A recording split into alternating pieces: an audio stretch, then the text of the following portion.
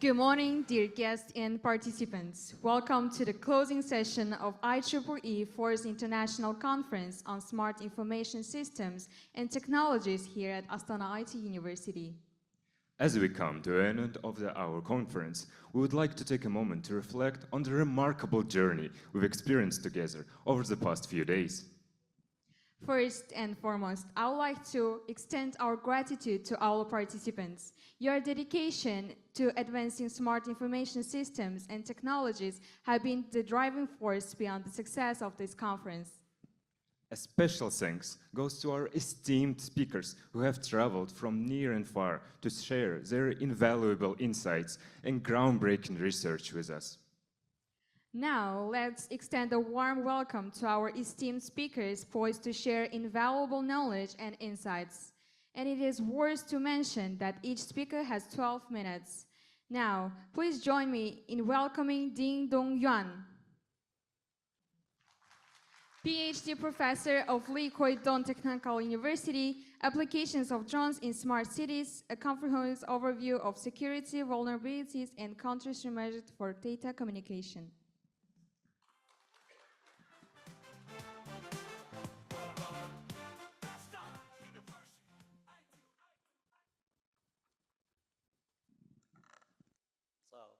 Good morning, ladies and gentlemen. I'm Nguyễn Đình Dũng from Vietnam, Hà Nội, Vietnam, and I teach at Lê Quý-Đôn Technical University in Hà Nội, Vietnam. And welcome to my presentation.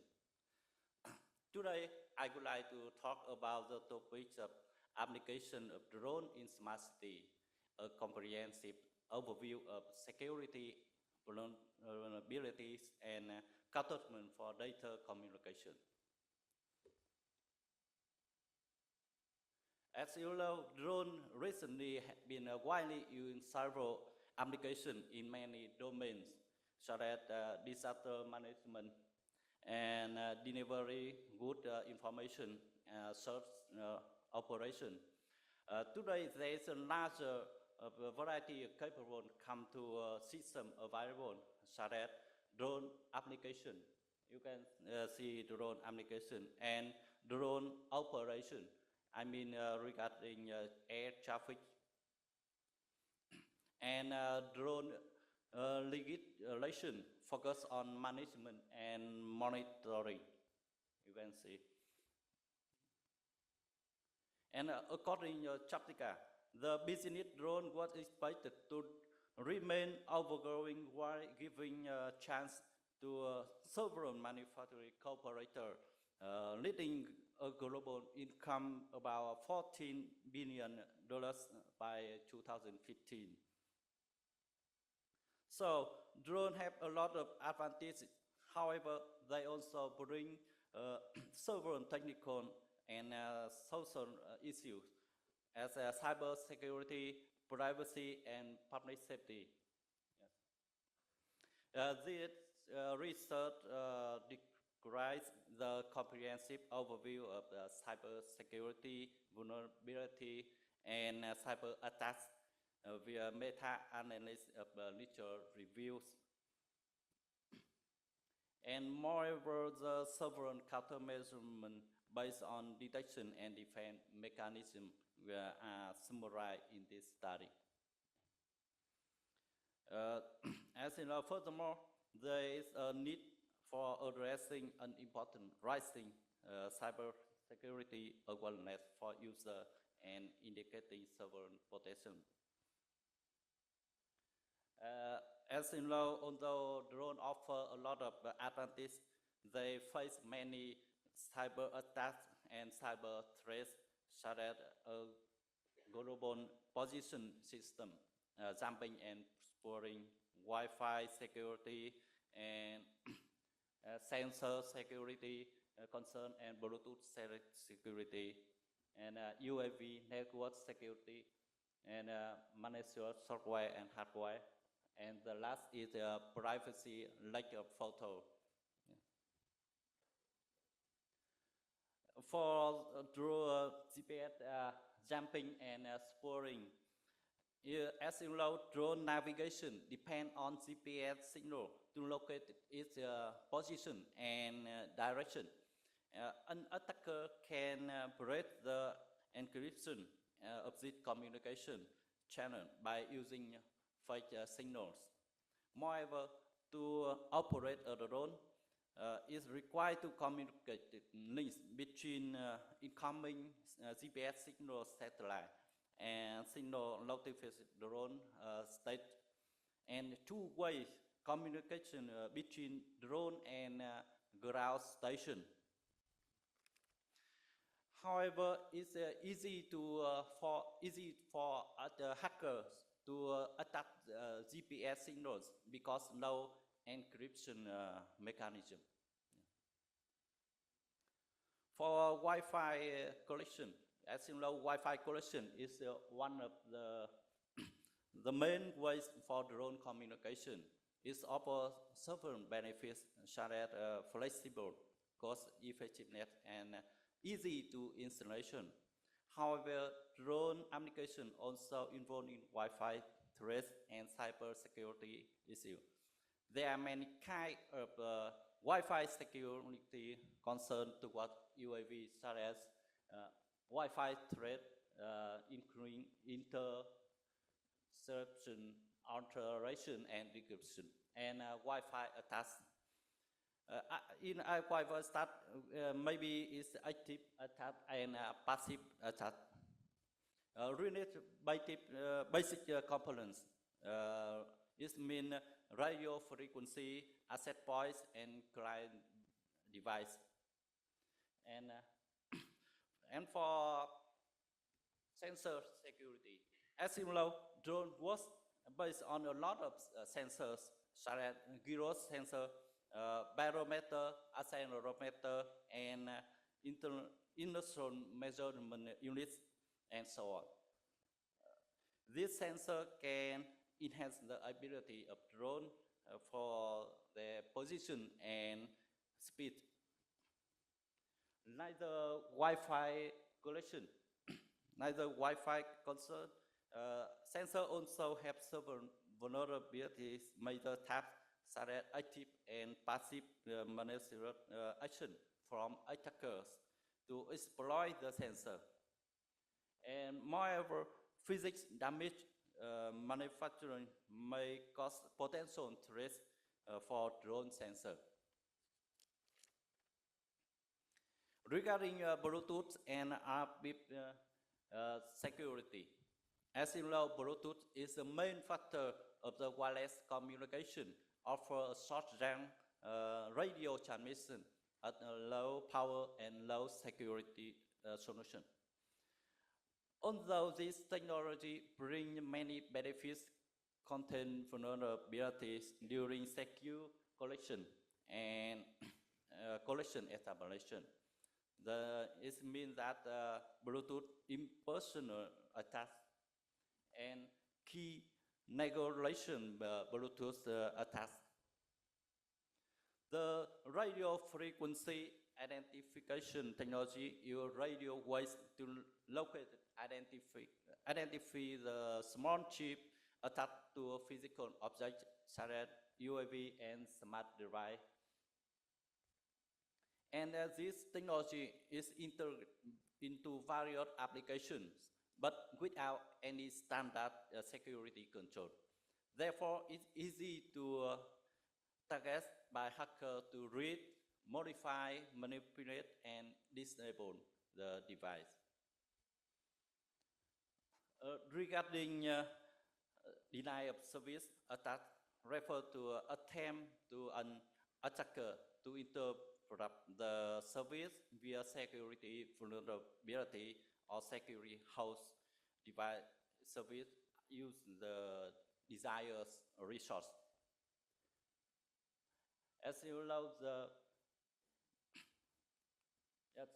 the type of deny of service attack can be in a logical attack and resource attack, you can see. Regarding UAV network security, there is a man-in-middle attack is a general concept when an attacker uses several techniques to put an attacker in the middle of the conversation between drone and user, and eavesdrop or capture essential information. The main goal of this attack is to steal important data from modifying the communication link between the party, or for example, they can steal the password or username and so on.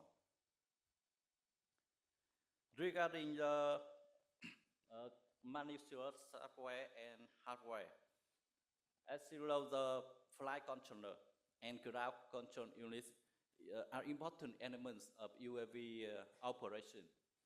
However, these parts are potentially exploited with manufactured hardware and software. I mean, manufactured software such as Trojan, backdoor, and virus, and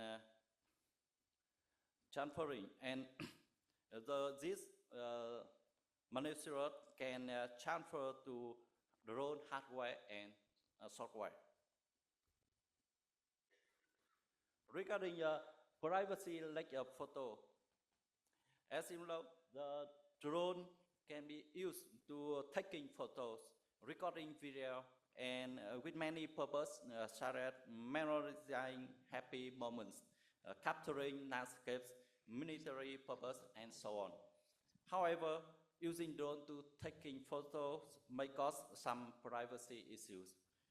For example, flying in forbidden areas and revealing privacy and legal restriction.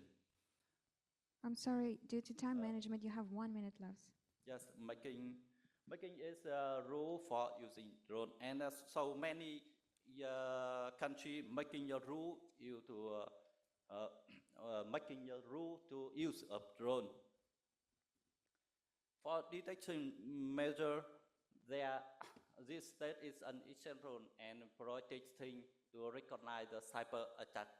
The two methods can be detected, such as the data integrity and network available of drones. The predict and safeguard UAV from attack security, such as overload and flash load. Based on many types of attack, such as protocol, sensor, component network, and physical attacks, several countermeasures can be given in this, such as GPS sampling, Wi-Fi security, sensor security, design of service. So this overview of the current security threat and cyber attack on UAV and their countermeasures. As you know, the drone can be divided into three major categories, such as security vulnerable and communicating link and privacy like a photo.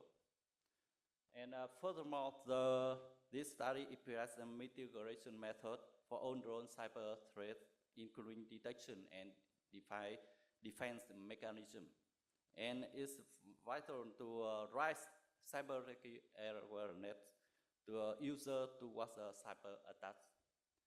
And thank you for your listening. Thank you so much.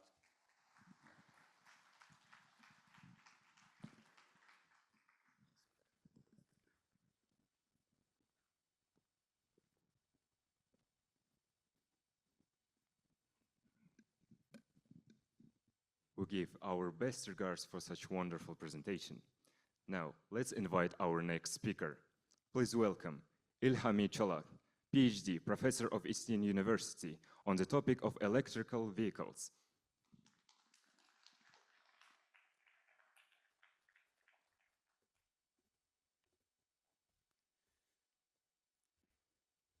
Dear colleagues and friends, dear students, good morning to everyone. Welcome to my speech today. It will be about electrical vehicles, but it's very short presentation, 55-60 minutes presentation reduced to 50 minutes, so it will be very quick.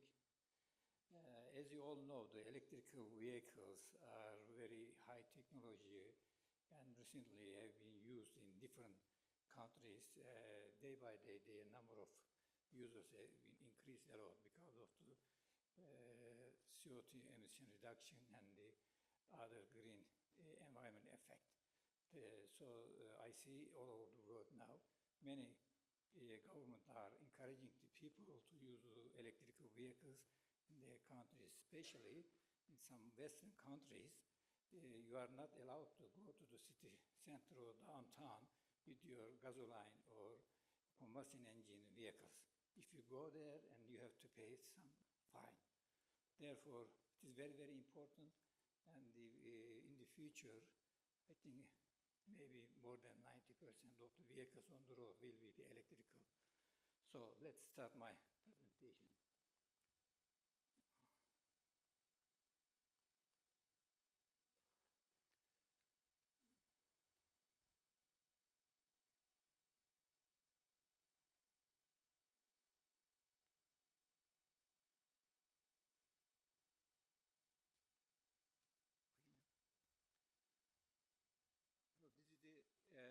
Brief titles of my topics, a brief introduction that I will talk about the battery technologies and the charging technologies.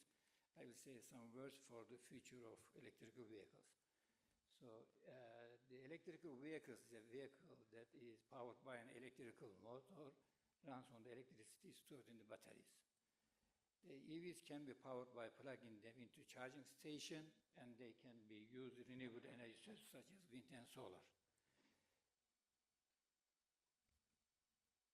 They have got some kind of advantages over the gasoline-powered engines, like they emit fewer pollution and greenhouse gases. They can be more energy efficient. Additionally, they are quiet and smoothing the experience providing and offering a lower operating cost. If you look at the history of the electrical vehicles, we can go to back 19th century, and if you see this vehicle there, it is from 1881, and the first electrical car by the Gustava Trovers, it has 3 cycles. The first electrical vehicles were developed in the late 18th century. By the turn of the 20th century, they had become popular in the cities as a cleaner, quieter alternative to the noisy pollution gasoline-powered vehicles. One of the early pioneers in the development of the electric vehicle was Tom Specker, a British inventor who built the first practical electrical car in 1884. Around the same time, various companies in the United States, and such as Columbia Automobile Company, began producing EVs for use in the urban areas. Of course, early 20th century, the widespread availability of gasoline, cheap gasoline, and the development of the internal combustion engine led to decline in the popularity of electrical vehicles. However, the energy crisis of the 1970s led to renewed interest in EVs, and several new models were introduced in the late 1970s and early 1980s. In recent years, the advent of new battery technology and concerns over pollution and climate change have led to a resurgence of interest in electric vehicles. Major companies, automobile manufacturers such as Tesla, Nissan, and General Motors have introduced new EV models, and governments around the world have implemented policies and the incentives and encouraged the adoption of the EVs. But the electrical vehicle is the key part of the transition, a more sustainable and environment-friendly transportation system. However, there are challenges such problems like limited range, high cost, and the need of charging infrastructure. If you look at today electric vehicle technologies, we have the combustion engine vehicles, that's standard one we are using, and they use the gasoline as the fuel. And the second one is the hybrid electrical vehicles. It also uses the gasoline, but also to produce some kind of electrical energy while braking or going down from the hill. So it produces electric energy stored in the battery, and later on it is used by the electrical motors on the electric vehicle. Third one is also a hybrid vehicle, but in this case, you have to plug in your battery into a power source and to charge it. And the fourth one is full electrical vehicles. You don't need to use any gasoline or other type of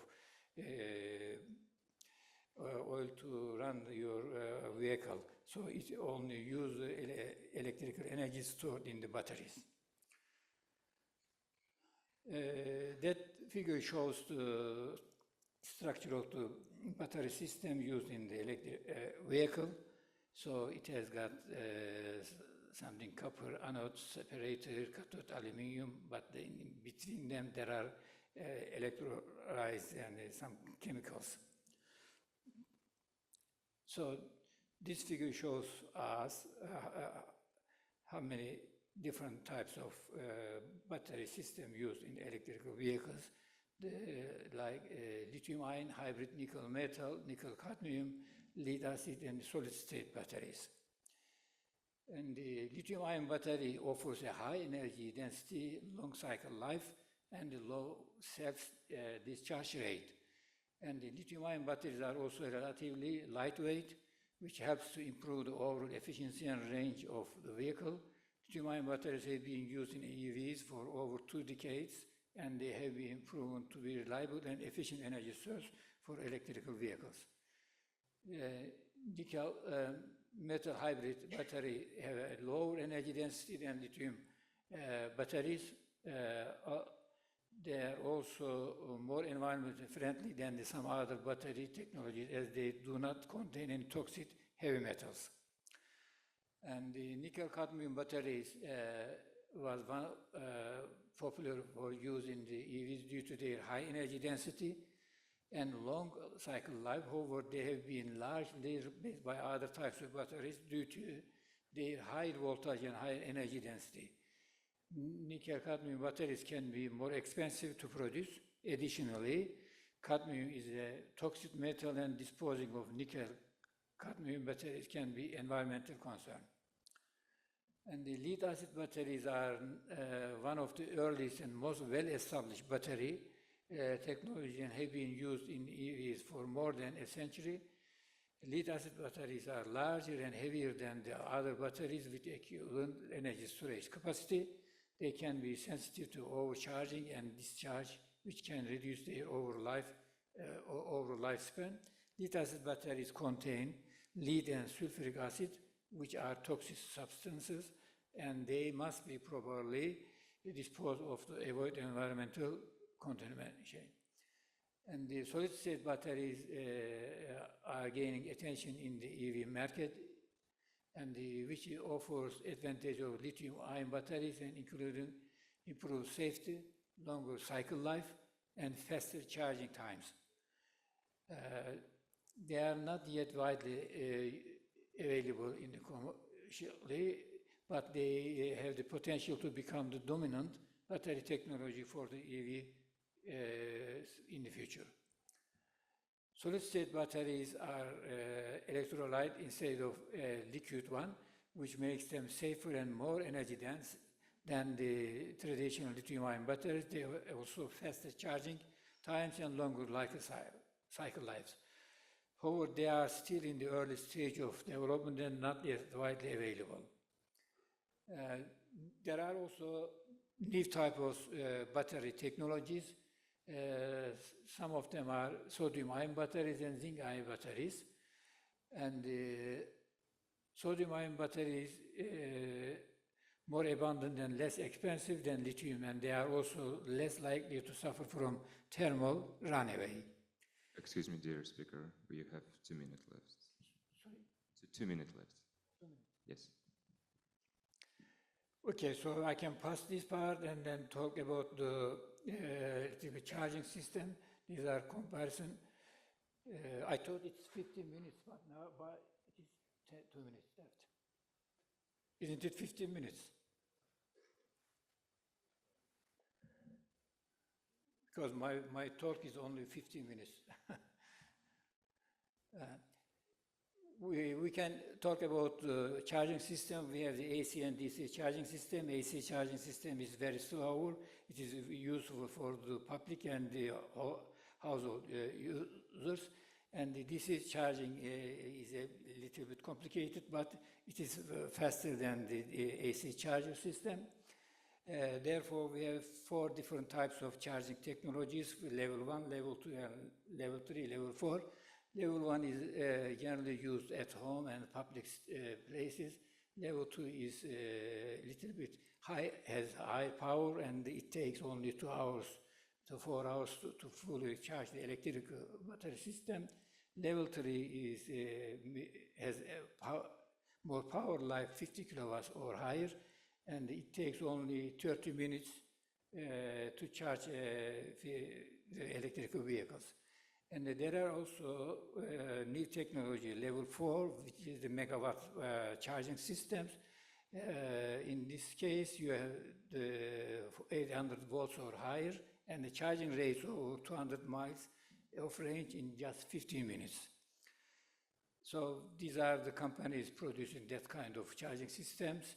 And the conclusion and last thoughts, EVs represent a promising shift towards a more sustainable and eco-friendly future, and their future looks bright, and they need robust charging infrastructure and the integration of EVs into electrical energy.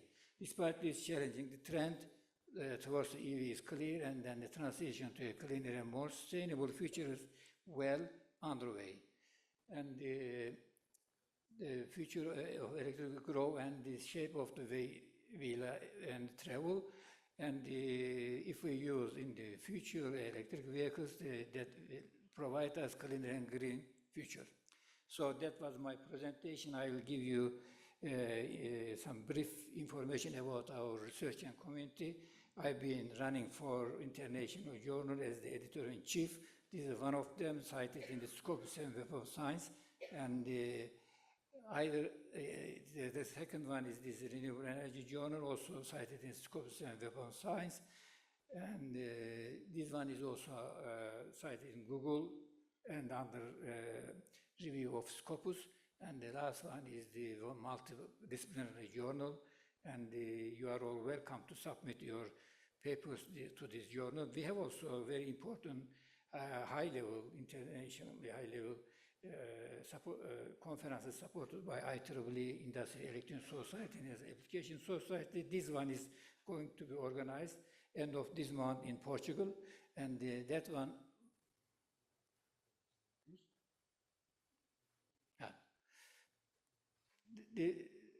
This one will be organized in Nagasaki, Japan, in November. Thank you very much for your listening and being patient.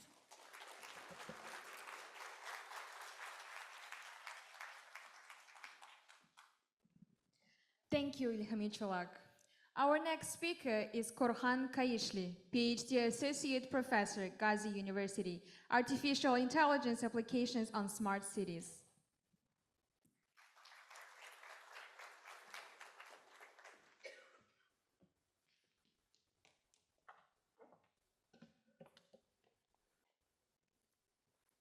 Good morning, everyone. At first, I would like to invite me. It's always a pleasure to be with you. I will speak about artificial intelligence and smart cities.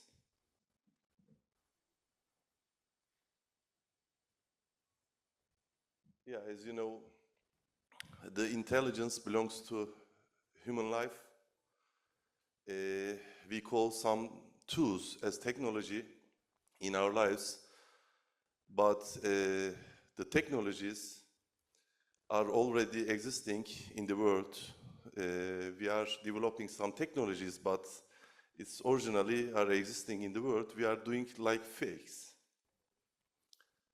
And artificial intelligence is a part of these technologies. We are trying to get emotions and things like humans from the machines and softwares.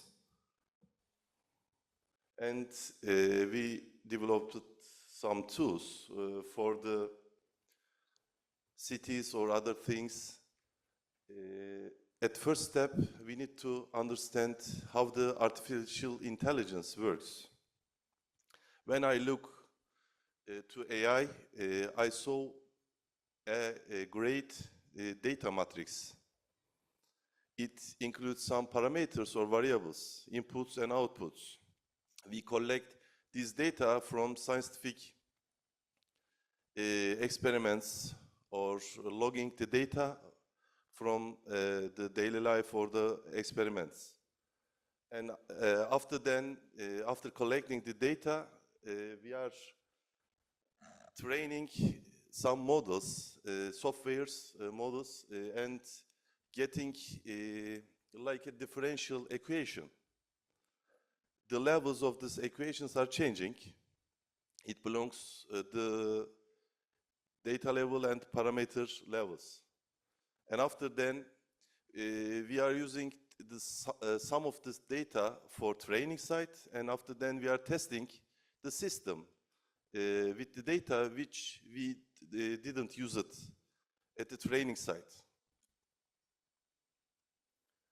And we have some definitions we can call the AI, like it's a technology that enables computers and machines to simulate human intelligence and problem-solving capabilities. And these are my words. I can say the intelligence of computers and microprocessor-based systems is limited to what we can give them. Data is very important at this point. Their reactions to situations outside of database are limited. However, the situation may change as processing speeds and capacities increase. I believe that their powers should be limited to take initiatives and make critical decisions. And for the smart cities, I think there are some students will be engineers. The different type of disciplines see different things when they look a tool, a process, or to the city.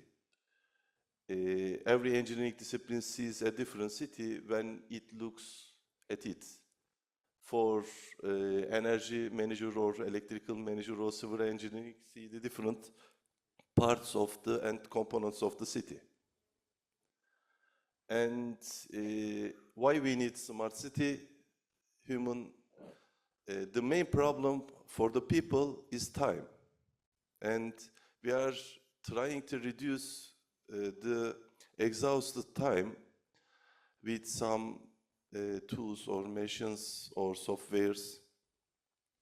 At this point, smart city support us, give us some advanced good things for our life. And a smart city is a technologically a modern urban area that uses different types of electronic methods and sensors to collect scientific data. At this point, for the smart cities or other smart applications, if you use electromechanical system, the sensors parts is very important to collect the data. And after collecting this data, the second step is software side. The algorithm and the method should be exactly works minimum, for example, 90%. And when we call smart city, when you hear smart city, you can see 4 main components: things, services, data, and people. And there are many different type of applications in smart cities. We are using the smart city applications for controlling, managing, maintains, or forecasting, predicting some things, data, like that things. At this time, why we want to use AI, or which purpose?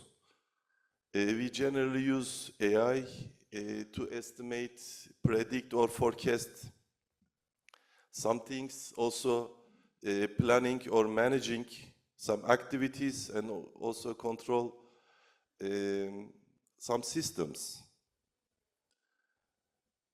This show illustrates the works of AI, and first step, collecting data, and you get a data bank like a matrix, and after that process will start. At the end of this process, you are controlling the system or predicting like human, like a machine. And what can be smart at the cities? For example, agriculture, transportation, producing energy, distributing energy, also consume side, industry side, and I gave an example for industry. There are some parts that can be smart in smart industry. The factory can be digital or also run as digital. And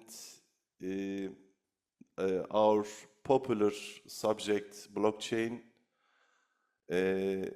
for the cities, we can call the blockchain is a distributed database that maintains a continuously growing list of ordered records called blocks.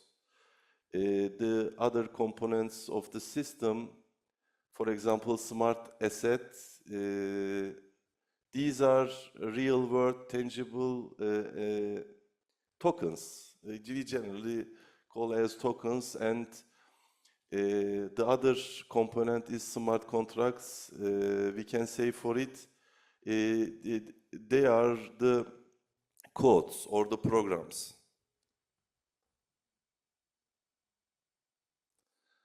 And we can look to the smart cities from another side, and we can get a digital twin of a city.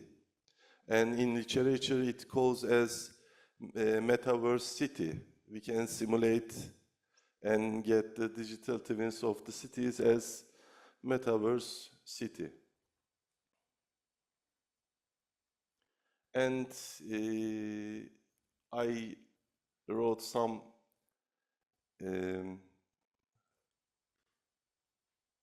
sites or usable applications for the smart cities.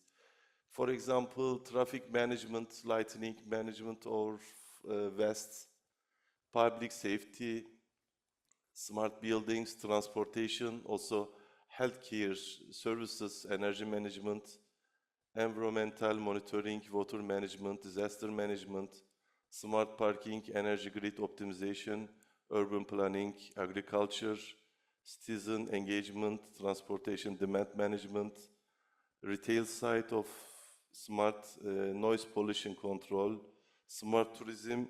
We can increase these applications. I wrote some popular applications, and this is an example as smart application in smart city, as called smart traffic management. The important part of the smart system, we want communication of the components. All the components should be communicated. Cable without cable, it can be. Also, we need to collect data with the sensors. It can be a motion sensor, also camera, like that things. After then this process, we can get a decision when we want to touch or motion anything.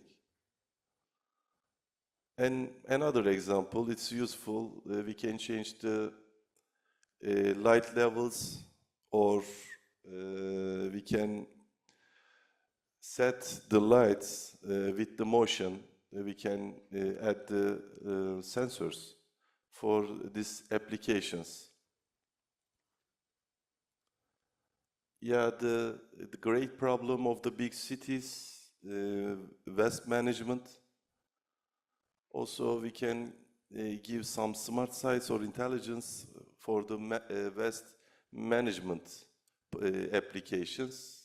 AI can optimize garbage collection routes, the collection routes, and monitor the fill levels of waste containers. Excuse me. With this process. Sorry, 2 minutes. Okay. This reduces costs and enhances city cleanliness. And another example, three example, we can use smart city applications for public safety, smart buildings, and public transportation. I thought some things for the other applications, healthcare services. For example, smart parking. How can smart technologies help for parking? AI can help drivers find, for this side, finding available parking spaces in real time and reducing the time spent searching for parking and decreasing traffic congestion. Also, these systems can monitor parking lots and street parking to provide real-time availability updates. And more, if we can increase these applications with more things, urban planning, for example, AI can assist urban planners to design more efficient and sustainable cities. Another interesting application, noise pollution control, because this is a great problem of the big cities. And thank you for listening to me. It's okay.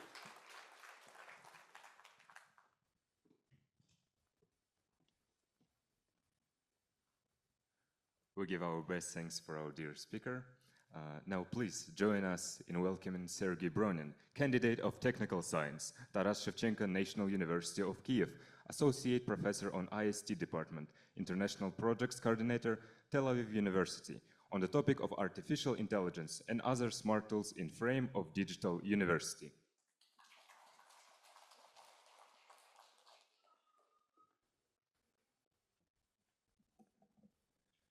Hello, everybody. At first, give me a possibility to say that it's a pleasure to meet all of you and to present our project. Our project calls DigiUni, Digital University Open Ukrainian Initiative. And I will stop just on few aspects of this project, which contains to artificial intelligence and to the smart tools. It's a disclaimer, don't pay attention. So, what I could say about the prerequisites. All of you know that in Ukraine it is a war, and we have a Russian invasion. And why I'm speaking about this here? Because it was a very big step for us to continue develop the digital education. Due to many people will relocate from their normal places, and including teachers and students and COVID pandemic before. So I guess today the more than other countries needs very high level digital education.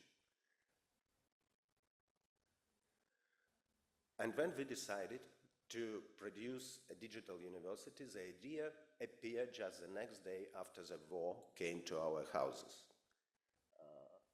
We searched for the different grant possibilities to realize a very big and ambitious project.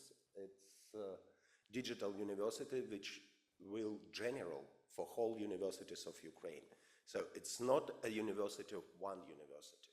It's a university which combine all universities of Ukraine in one system and provide possibilities to all universities to use the materials inside and to all students to use these materials also.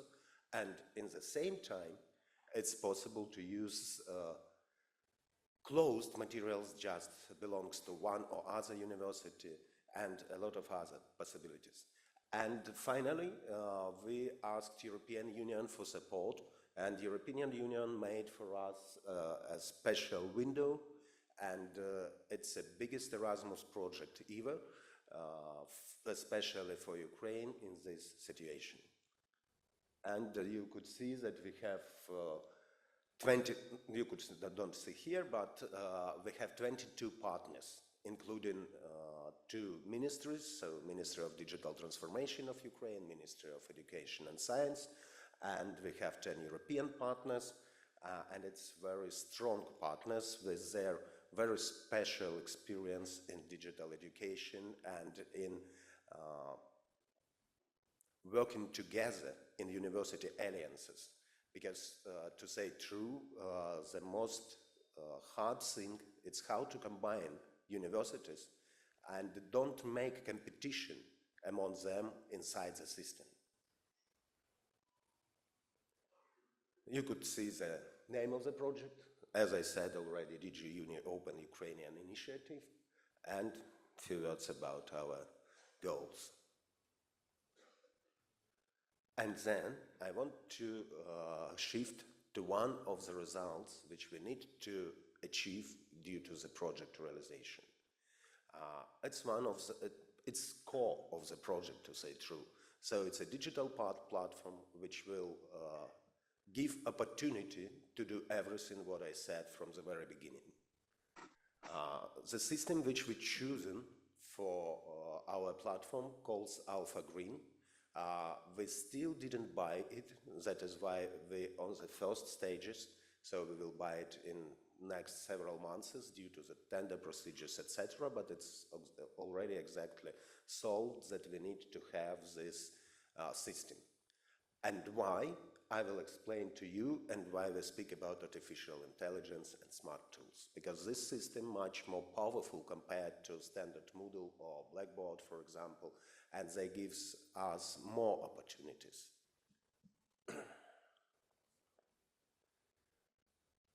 You could see the main features of the system here.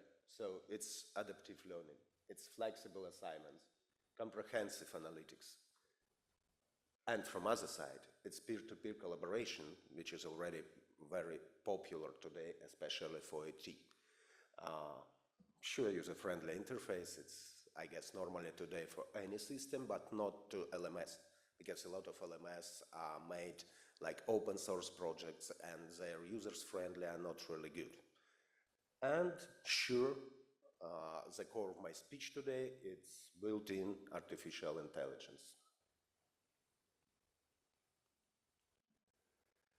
All of you know that any study in university starts from curriculum. That is why the system allows us to start once more from curriculum and to create a trajectory from the plan to the full its realization inside the system.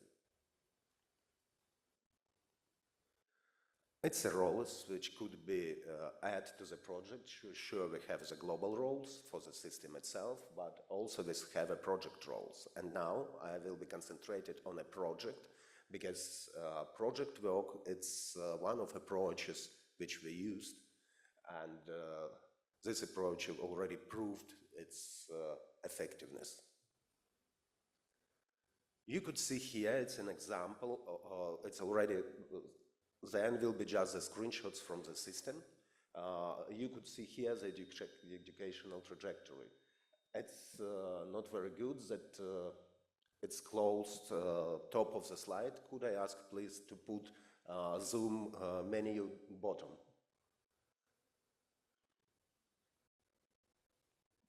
Could you please put Zoom menu bottom, not on the top, to the bottom? Because it's important to see the names of the slides to understand what I'm speaking about. So it's educational plan, for example, for bachelor study. Yeah, so from the first day of study to the last day of study. Sure, it's smaller than normal, yeah, just to show you an example, because to show the big tree, it will more complicate, but nevertheless.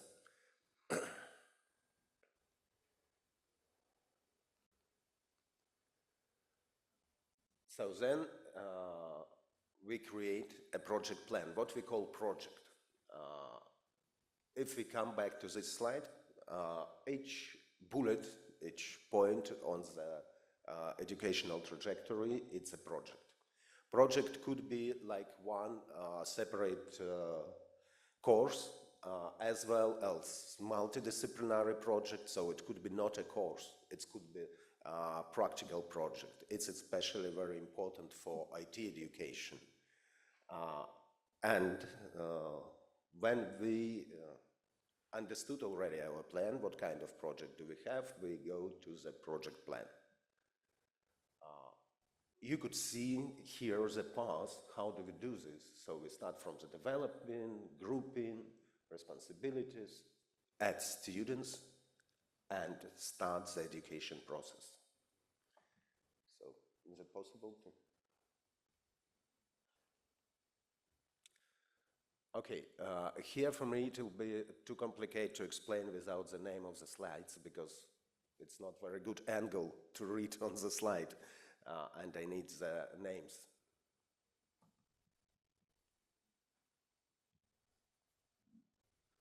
Okay, I'll try, but I could make mistakes, sorry. So here you could see first opportunity, which when you create a project, yes, so when you create a project, you add some parameters for this project. Then you see from the top of the slide the first blue-green sphere, and you will see how it will go by the way to creating the course of the project. Here we use also the word sprint, so if it's a simple project, we use the word sprint, etc. And you see there are a lot of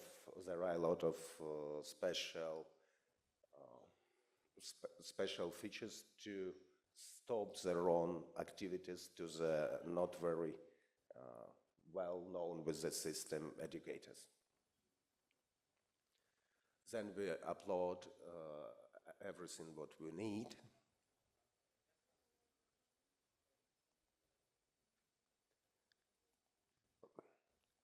Sorry, I can't explain without the name, because if I don't see very similar view.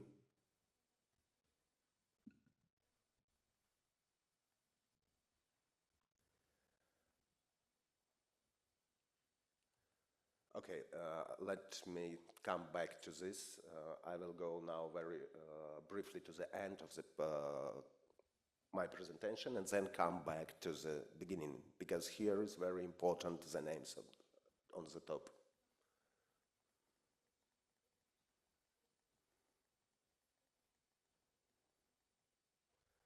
Okay, the other feature of the project, so we come to the smart tools, and then come back to previous part. So it's augmented reality. As you know, a lot of things are not so easy to understand before you, how to say, touch these things. It's especially important for natural science courses, yeah? If we speak about medicine, if we speak about physics, chemistry, etc., all of us explain their courses sometimes on fingers, because if we speak even about the physics, you need to imagine the process, yeah, and augmented reality and virtual reality sometimes gives us opportunities to understand this process much better because you could see, you could use your eyes to understand what is going on. And it's well known that eyes, it's the best sense of human, yeah, to understand the reality around you.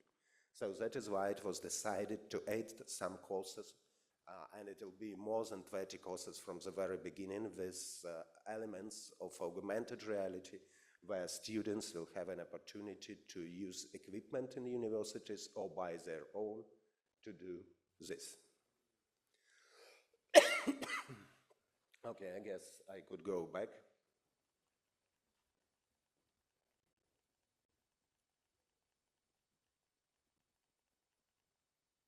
Okay. So, as I said, I've already been on this slide, so it's a project details which we need to put before to start any project.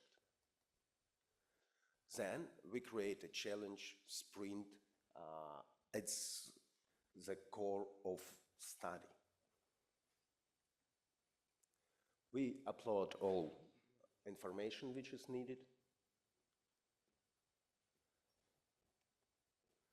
Then we add all circumstances, all descriptions, and you see, as I said from the top, that it's steps to producing and describing the project which you start.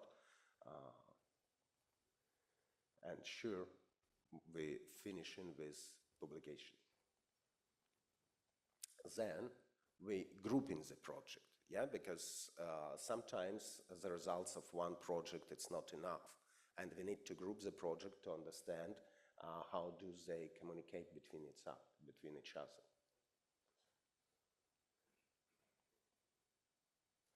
Then sure, after the finishing any kind of educational task, you have tests, and here you put the information for the test, which will be the questionnaire for the students. It's also the steps how this test is produced, how to add questions, how to add estimation, etc. So after we grouped, we add already information with the statuses to the one group, and then we create branches. Branches, as you've seen from the very beginning, branches, you could see here the branches, easy to see the branches. It's appear after the grouping all the projects in a bench. And you see that benches could be connected once more between each other. So,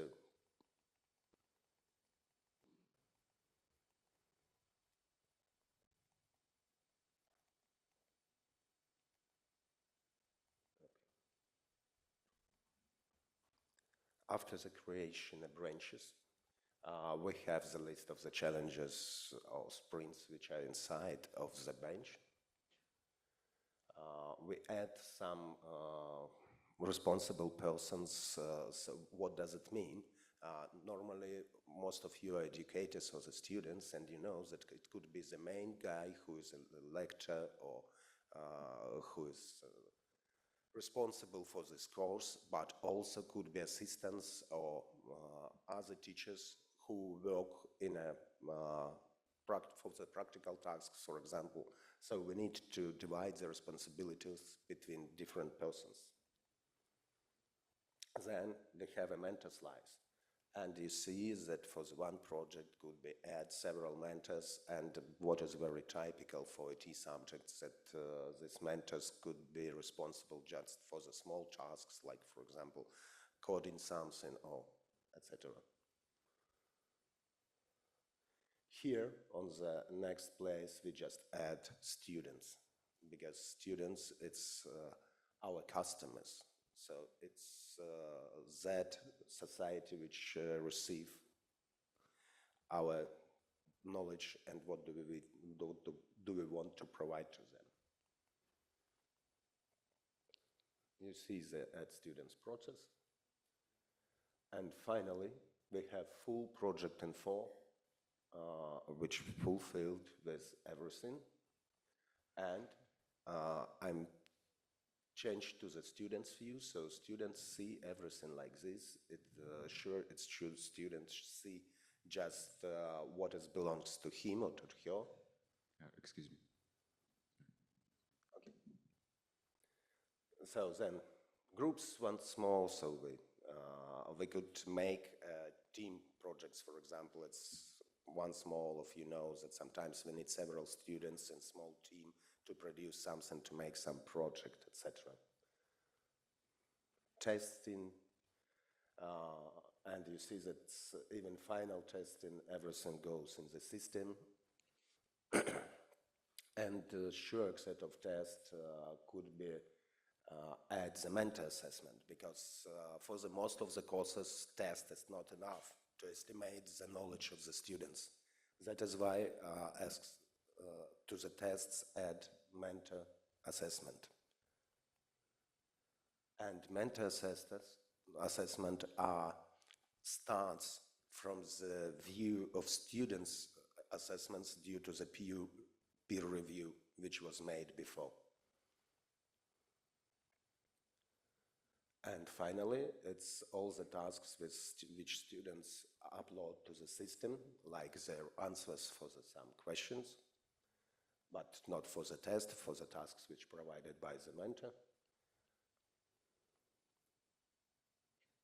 And it's assessment of the mentor, and course project marks finally. So everything what is happening inside the system will live in a system, and you could check everything, this whole statistics. So I won't stay more on this thing because it's a lot of them, and I don't have, unfortunately, time. I want to adjust the last slide for today. It's the other thing which we add to our system. It's virtual laboratories, because once more, mostly for natural science courses, but also for engineering courses, you need some time virtual reality labs, because it's simpler than to create real labs. So you could see how our virtual labs will look like. So it's a chemie laboratory, and this chemie laboratory just for one task. Yeah? So for each task there is its own laboratory. It's just an example. Once more, as I said, we are on the very beginning of the project, and we don't have already all the laboratories, not all of them produced, but it will be more than 50 laboratories inside the project before its end. And the period of the project since 2024 to 2027. And I hope we will have a great example, and next times I will have opportunity to show you more and to show you the real work of artificial intelligence, which already started due to the using of the system. Because one of the most important things that the system will allow to add a lot of users, and our imagination that it will be approximately 1 million of students. So it's all students of Ukraine, it's approximately 1 million. All of them will be in the system. So it will be a very great statistics data to train our artificial intelligence. Thank you for your attention. You're welcome with questions.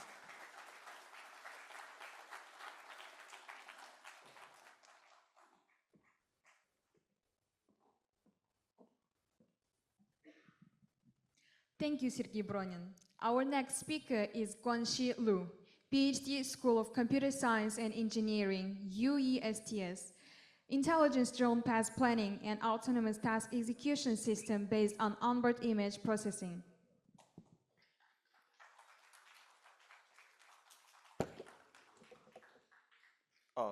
Thank you. Greeting, everyone. My name is Guanxi Liu. I'm from the University of Science, Technology, and Electronics of China. And first, let me put the thanks to the Kazakhstan IT University and offer me this opportunity to do the presentation of our work.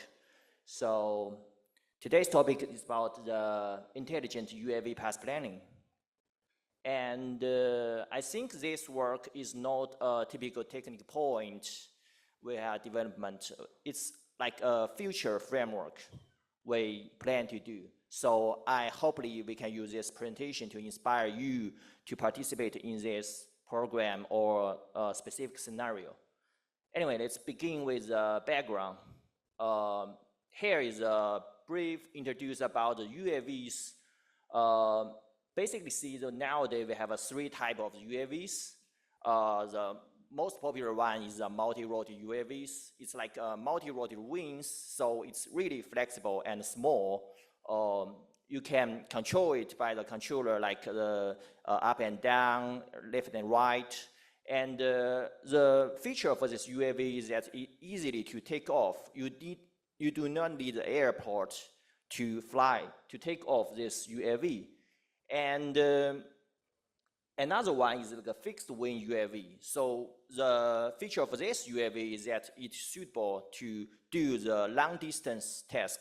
For example, this kind of UAV can fly like 10 hours, and the range of this UAV is like maximum is like 100 kilometers. So the best thing for this is it need an airport to fly, since you need a speed to take off this UAV. So you need an airport to start this kind of UAV. So we can combine these two type of UAV, which makes the hyperwings UAV. So this is combined the advantage of two UAVs. You use a multi-rotate in this hyperwings to take off, and then use a fixable wing to do the long distance task. So based on these features, we can do several applications. For example, the mapping, agriculture, or movie productions to use the UAV. And here we show the component of the UAVs. Since, of course, we have a UAV platform, which is an aircraft, and we have some payload, for example, the camera to get the video, the laser range, which to check the distance between the UAV and the ground. And we also have a data link. So the data link is work to communicate with the UAV and the computer. So the computer here is, we can see the base station or the ground station. So it need to draw the mass or the path planning for the UAV. So basically we need to upload our path from the computer to the UAV, since the UAV can execute this path. For example, from here to point A to B to C, and then come back to our station. So this is what UAV designed to do the long distance task. For example, the camera in this UAV only do their task to detect the image, for example, detect these vehicles. And the UAV platform only need to execute the path, only need to fly. So the video from the camera and the path will translate between this data link to the computer, and the pilot, which stand in the base station, should be use this information, which is the video information and the path information, to calculate, to think which place you should go, and redraw the path, then send back the path, to send back the routine to the UAV, and the UAV will change their path. So the big problem here is this system really needs the data link. Since the data link is disconnected, it means you cannot control your UAV. Your UAV is loss of control, and you cannot control your camera. So basically we have two plans when the data link is disconnected. Plan A is just come back to the base station, and plan B is UAV just follow the original route it has, but both plans has an issue, because if you use this two plan, it means your mission is failed, because your target is moved randomly. You cannot control your UAV, means you lose your target. So both plans are not good for the UAV. So here we design a new algorithm or new structures for the UAV, which is onboard structure. We combine the edge computing and the offline task executes, which means we don't need the data link to do the task.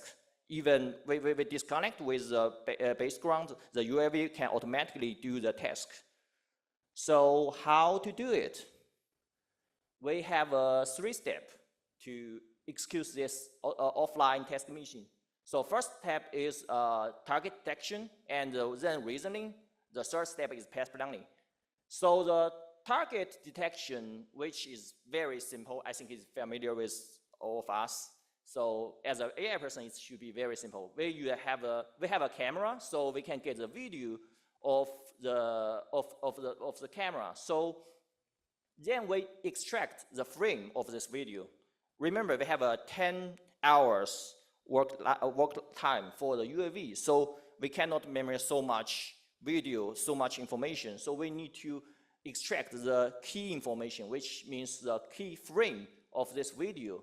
So at this, we have several frame extraction algorithm. Like we should compare the 2 pixels of each frame and consider which frame is most important at this period of time and extract the most important frame from this video. And then we do the detection. So here I use a YOLO model. We can use any other detection model to detect the key frame. So we detect the object in the key frame, we label it, we locate where is it, the target. And then the reasoning. So reasoning, we use a knowledge hypergraph. So if you don't know the knowledge hypergraph, the Professor Tian has introduced this part at the very beginning, I mean the first day of this conference. So basically speaking, this is just like the knowledge graph, but it has several layers. So for example, the domain layer, the field layer, and the entity layer. What is advantage for this is because we can use this type of structures to store a lot of information and easy for reasoning, because the reasoning paths for knowledge hypergraph are much more easier than just a simple graph, just a simple knowledge graph. So to construct this knowledge hypergraph, we need to do the data collection from the social media or other open source data, and do like entity extraction or relations extraction, and then build this 3-layer or 4-layer hypergraph. So for example, we do the fire detection, we do extract the fire information from the social media to construct a domain, a fire detection domain knowledge hypergraph. Then we use like a reasoning model, like the graph attention network or any other GNN model to do the prediction. The prediction result should be the final goal of our target. For example, here I show the vehicle, the final goal is at this location. So that's the maybe 2 minutes this target will at that location. So we have our predict target location, and of course we have a current location. So current location is recorded by the UAV, and then we can use this start location and the final location to do the path planning. Of course, this path planning has a lot of algorithm here. We need to avoid the barrier or avoid some obstacles, and we need to consider it's not a multi-rost UAV, so it cannot just move flexible like left and right. You need to consider how to around, how to turn left, how to turn right. But anyway, there has a lot of path planning to do this part. And by this algorithm, by this structure, I will use a simple scenario to illustrate why it's very important. So let's imagine that we want to trick a car, the white Chevrolet car, at the position 1. So imagine that it has a speed at 80 km/h, and from this place to the westbound. So maybe 2 minutes ago, it will move from position 1 to the position 2. But our UAV is fly to the north to the south. So it's not the same direction of the vehicles. So if we do not have such onboard algorithm, it means when we detect this car in our camera, it will send this video to the base station. And the pilot see, okay, we have a car at this location and I want to trick it. So I need to redraw our path. It needs a lot of time to redraw the path. And even you have a controller, you want to control your UAV, it still needs a lot of time to consider which direction you should move. So then you should send back this path information to the UAV, since you need a reliable data link. If this is not reliable, you cannot get any information, and they have a lot of latencies for between the UAV and the base station. And remember, the UAV is work at a speed like 100 kilometers per hour, which means if you only have 1 minute latencies, the UAV is flight far away from this map. So you don't know where is the true location right now because you have a 1 minute latencies. So if our UAV, if the UAV with our algorithms, it means you do not need the data link. The camera gets the information of the shift length, and then we do the detection, then reasoning what is the position it should go. For example, we can predict the goal, or the final goal of this car should go to the position 2 because it moved from this road, and we have a speed, it's 80 kilometers per hour, so it's easy to calculate. Maybe 2 minutes ago it will move to position 2, and then automatically calculate a new path on the edge to change our plan or change our directions for the UAVs. And what's more, it's more useful because we don't need the data link. So it means we don't need to consider the work range of the UAV, since maybe the UAV is far, far away, like 20 kilometers from the base station. It still works, even they have disconnect with the base station. The UAV finish their task, remember the key information. We have the key frame, we have the key information reasoning result, and we have the car information. When they finish mission, it will come back to the base station and reconnect it. So reconnected, you don't need to send a lot of information. You don't need to send a video. You just send the key frame to the base station, which means the pilot just need to sit down at the base station and wait the UAV finish their mission. Then everything is okay. So here's my conclusion. So in our system, we do the automatically path adjustment and the enhanced operation speed and precise of this model. And also, the operation is really low and very convenient for the environment. You don't need to data link. And we have used a lot of technique. We need the knowledge reasoning. Also, we need image processing. As I see, you should use a detection model and to frame extraction. And also, we need to do the path planning. But the most important thing here is to consider the time complexity of this model. So our future discuss is about how to reduce the time we use the model, because as I see, the latency is very important for the UAV onboard algorithm. Thank you very much, and thanks again for the Haskell IT University. If you have any things want to connect with our group, we have a poster over there, and I have there have my contact information. Thank you.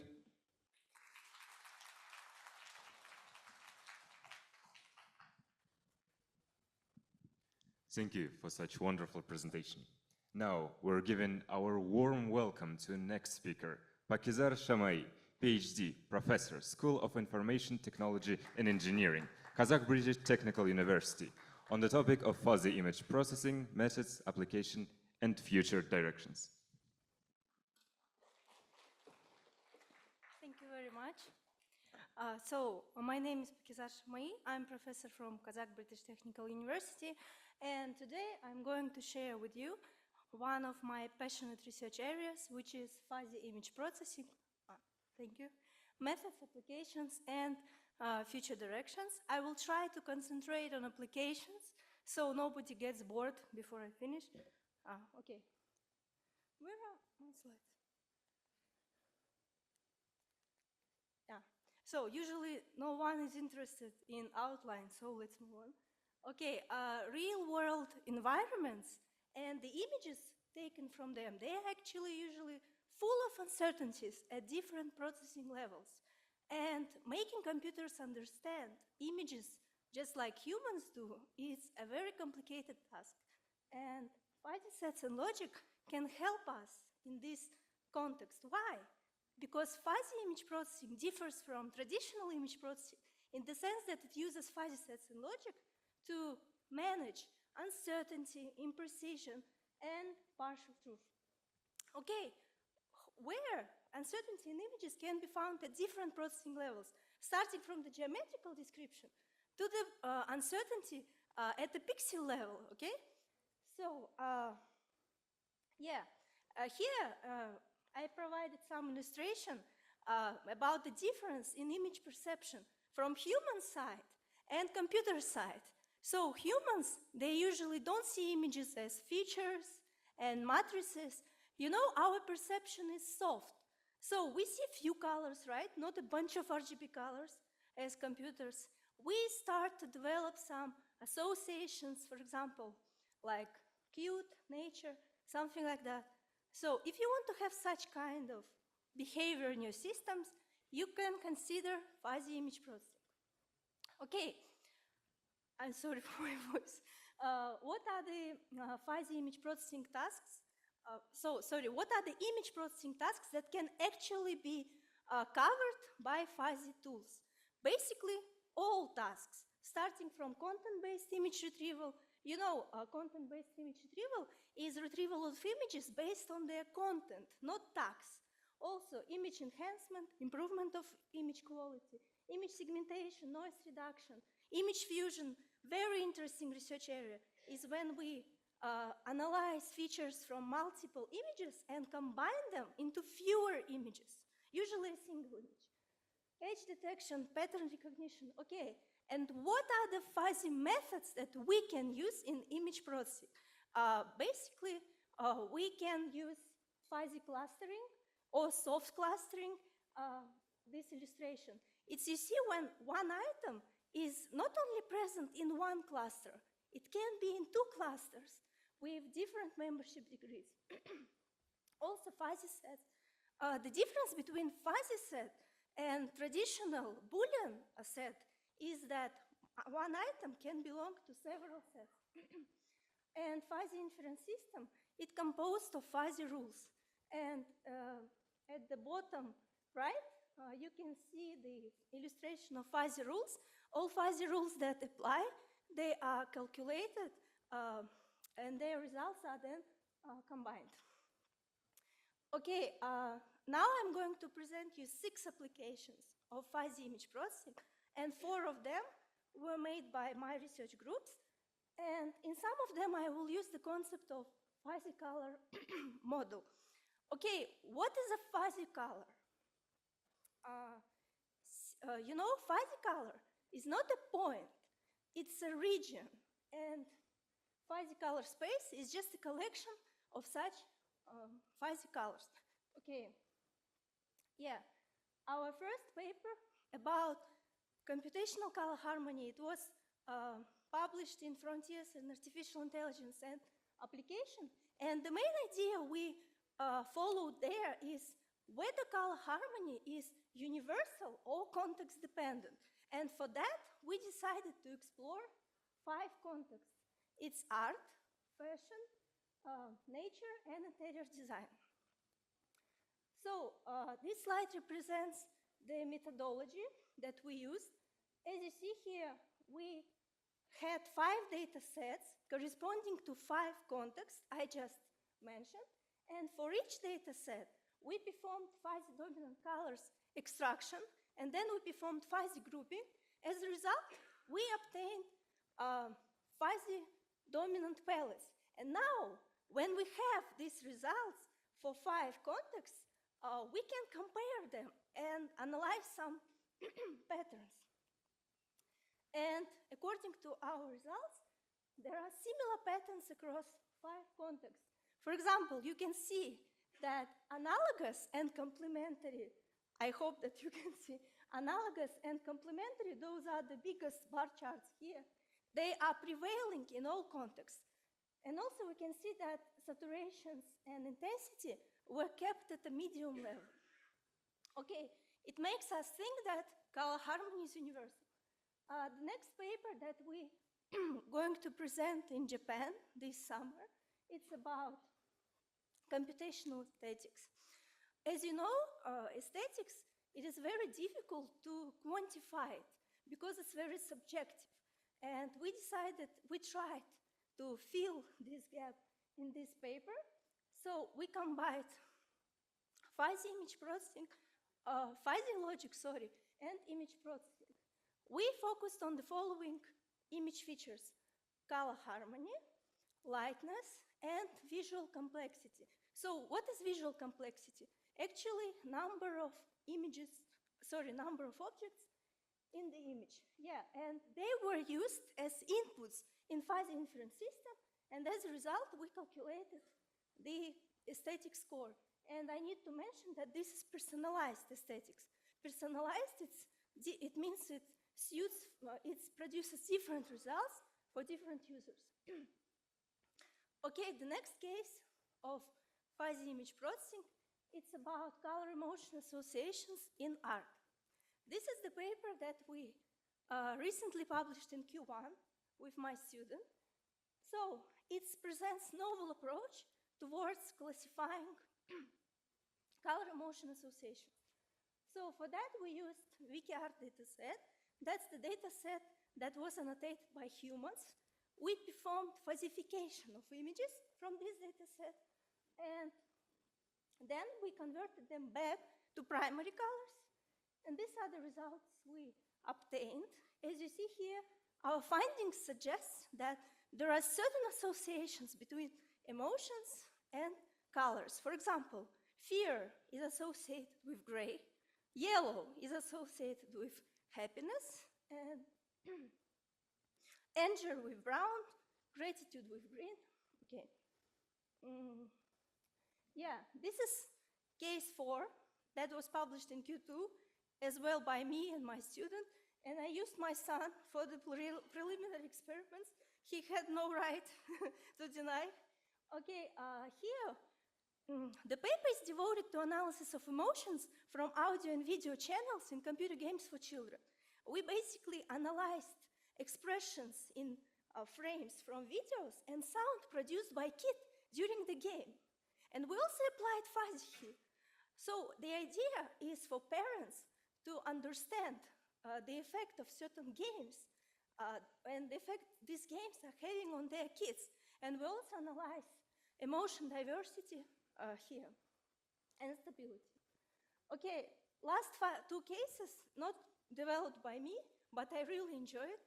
Actually, fuzzy color processing is done in 3 research groups in the world. One of them is mine, the other is this research group. So I told you that fuzzy color is a region. So it can be used for certain tasks to classify something. For example, classifying fruits. And this paper, published in one of the best fuzzy journals, illustrates this. So they classified fruits based on colors only. Can you imagine? For humans, fruits having 1 color. It's only for computers there are many, many colors. And here, as you see, they use disjoint and non-disjoint fuzzy color spaces. In disjoint color spaces, the membership is scattered across different fruits. Okay. And case 6 is related with medicine. You know, fuzzy tools are extensively used in medicine, especially in conjunction with other methodologies. For example, here, fuzzy clustering was used with particle swarm optimization. As you know, particle swarm optimization is a bio-inspired algorithm that iterates to find the optimal solution. And this one presents, the last column presents the best result. And it was achieved by combination of fuzzy clustering and PCO. Even for images having, you know, non-uniformity and noise. And we're talking about brain, brain image segmentation. Yes, okay. What are the perspective directions? Well, basically, perspective directions, of course, include integration of fuzzy with some other approaches like edge computing, other hybrid approaches, maybe with deep learning, genetic algorithms. Recently, I came across a paper describing quantum computing approach applied to fuzzy image. You know, that's a crazy and very dangerous cocktail, I should say. Probably you should explore. It's very, very new. And also, of course, interdisciplinary research, because psychologists, they are also exploring human color perception, human image perception, and we need to collaborate. Today I tried to present some interesting cases of fuzzy image processing to you. As you may understand, fuzzy image processing doesn't represent some specific solution, but it rather kind of class of new approaches to image processing. And I hope that you will consider fuzzy image processing in your future research. So thank you for your kind attention. Thank you. And sorry for my voice.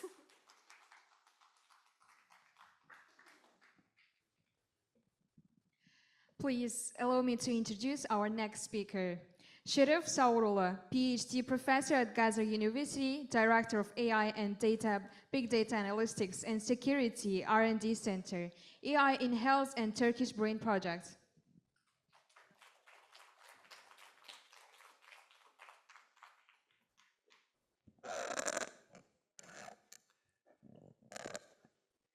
Good morning.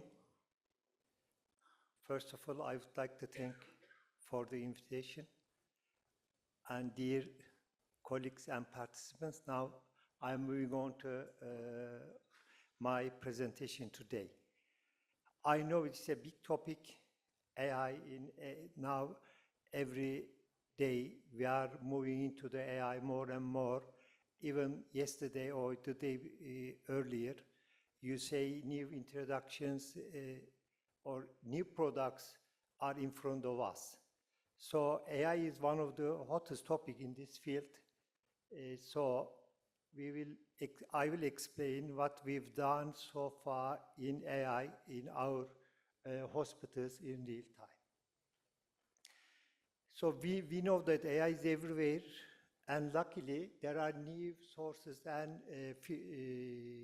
opportunities for us if we have available data, if we have infrastructure, if we have certainly AI tools and also AI algorithms or AI architectures. So this really helps us a lot to understand the things. But when we come to reality tells us that, okay, we have data, but with some problems.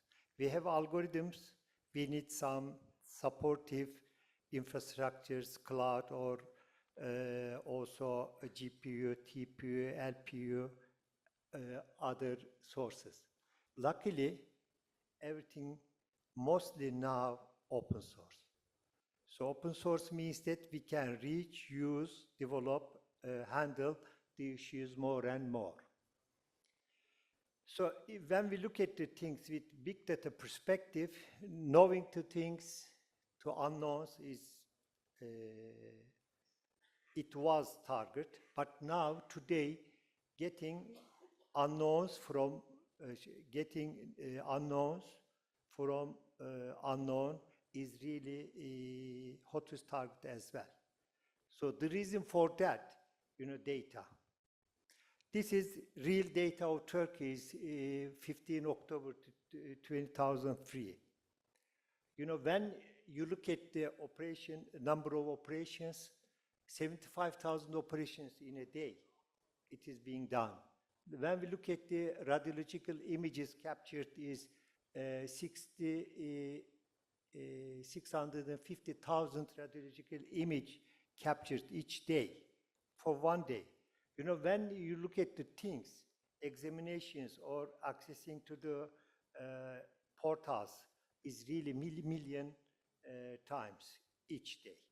So when we look at the total in last two years, it's volume of data and, taking captured millions of radiological images, 720 million radiologic images, and millions of reports and millions of patients, 81 million patients are applied. So when we look at the things, data is there, is very important, and also, using those data is also another issue Turkish Health Ministry is also organizing conferences for the students and making data open for each day. This is Technofest competition. So these competitions are being used for the students to develop solutions for our futures and develop their self. So when we look at the big data world, in health perspective, you know, MRI images, only one portion of those. But when we add more radiologic images, risk, or patient records, or prescription data, or clinical or laboratory data, is other issues. And drug use, eating habits, or videos, etc. But when we add more data to environment, weather, family, behavior, etc., it gives this big perspective how we can handle the things for that. So when we go through in the world what is health issues, we know that now AI in health is a big issue, big market totally. And when we look at the OECD 2024 report, says AI and generative AI covers many potential, huge potential with huge risk. So this is another issue we should consider in that. Now, when we look at the things, AI is now really a huge market, huge industry. You are aware of those. Why? When we look at the literature, it says when you make intelligent decisions, it helps you 150 times more than a human. When we look at the saving cost, for example, this is $400 billion, 2002 health report of USA. And it is expected on the world is 2025, $10.5 trillion saving in those issues. It reduces 5 times surgery complications, reduces 21% of hospitalizations. And you know, there was a BioMind competition about radiologists evaluating MR images, brain MR imaging. This is human, and this is AI. 20% more decision is made targeted. So, you know, OpenAI, Gemini, Gork, or Watson X, really, those are fantastic solutions for AI today, is providing new perspective.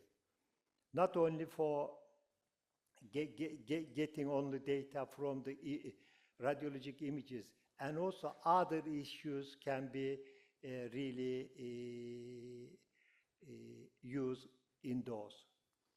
And Neuralink project is a fantastic project to help really patients, disorder patients in that.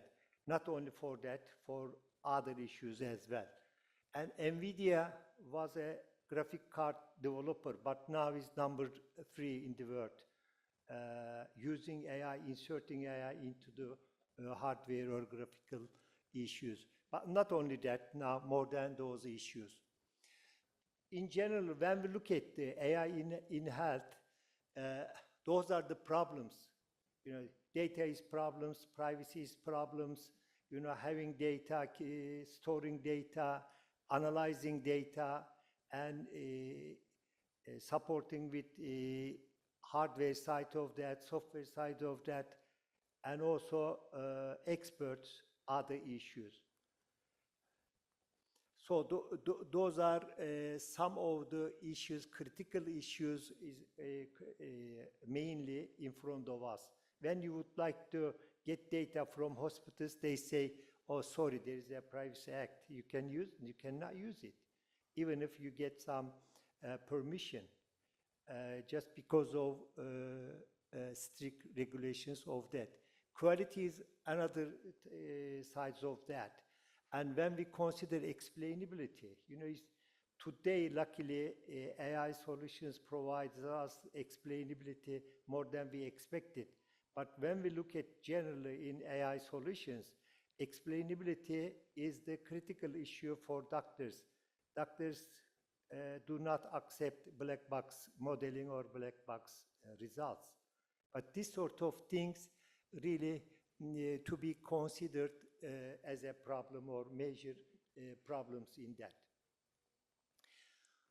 When we look at the, for example, swine flu project, most of you know very well, this is the best and the earliest example of swine flu project in the world.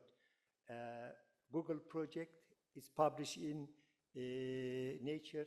You can have a quick look. What they do, instead of going and searching and analyzing data in health data, go to Google and search it with the number of words. Initially, it was 43, and later on, they extended 160 words and decides if there is any infection of that part of the region, directly learn the things from Google instead of hospitals or governmental records, etc.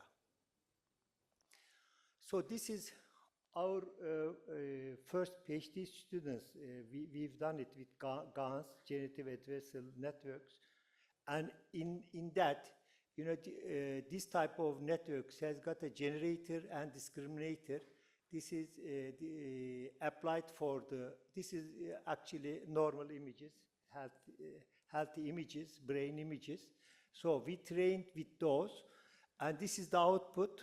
As you might see, this is real data, this is generated data, this is the output. So this was the first steps for us. Why not? We have billions of data, and we have capabilities, and we have hospitals. At Gazi University, we have the largest and biggest top 10 hospitals in Turkey. So we try to build up a project, and this project is called Turkish Brain Project, and providing data to scientists or sectors or industry, and the first target for that, and also,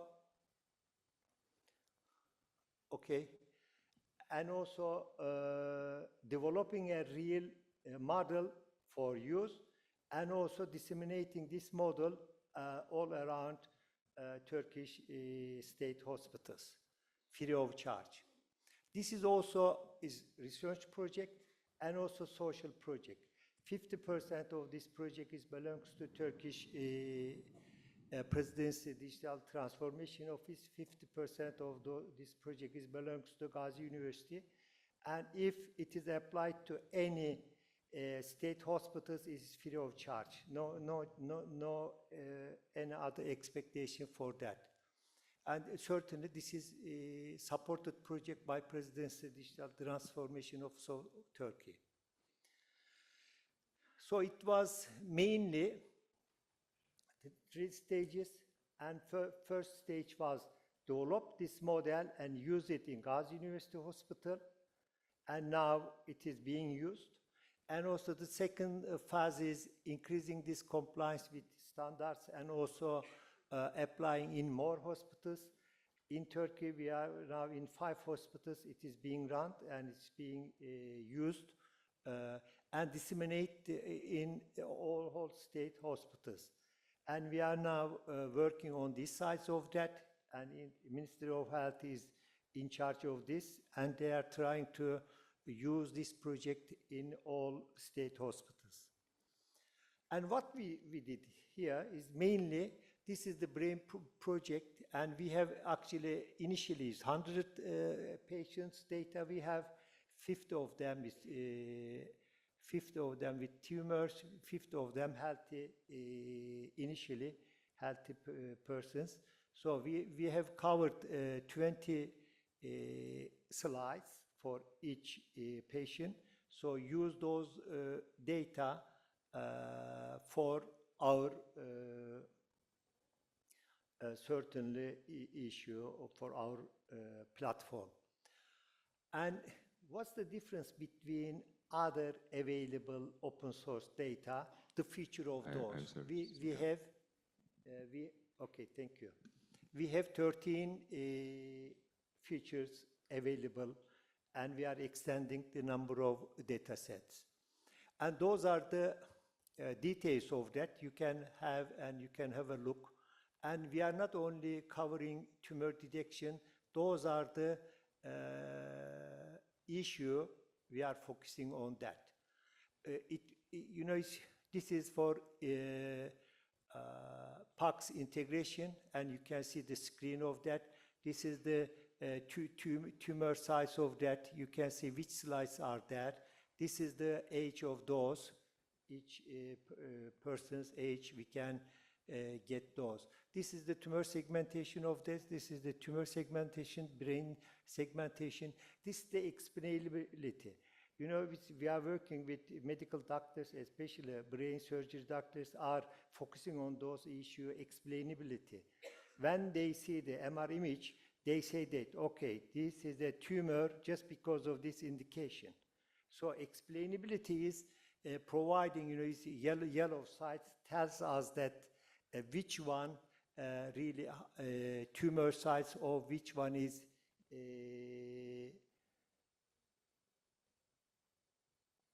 abnormal cases. So this is, is good. One of the good examples of that. One of the patient is 33 years old woman, as discovered by our system, and radiologists didn't cover that. So it helped that woman to recover because of tumor, and we published that as a good story. Okay, those are the issues. Things are moving from now one side to another, from focusing on left-hand side majority central hospital specialization procedure treatment, focused on personalized and non-centralized, non-procedural or data-driven preventive analytic, etc. And when we look at the things, those are the problems, but those are the futures, opportunities for us with the help of AI. And also, having AI and big data perspective with ideas really great impact in health in front of us. And certainly, data is there, but we have to get value from those as an example. I'm sure yesterday I heard that Kazakhstan government is also establishing a project like this. This is really fantastic.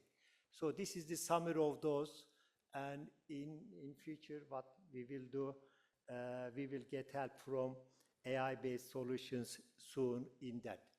So those are the new areas focused on in that. Those are the new topics, monitoring not only a specific task, but also specific personalized treatment in front of us in that.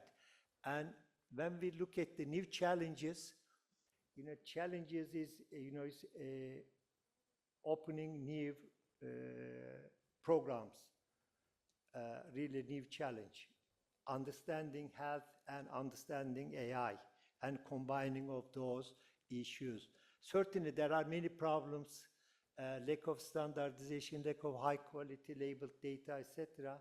But persons or trainers are more important with, and also privacy and security issues in front of us, another challenge. So when we use those, really those are the things how we can get benefit from AI and big data perspective. Those are the features, those are the outputs, those are the incomes, what we can get with the help of AI.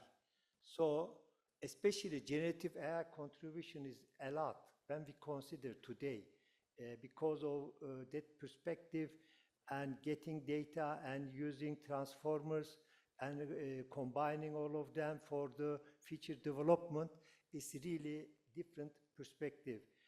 especially virtual patient avatars will be seeing soon to help us how to get benefit from that. So that's all. Thank you.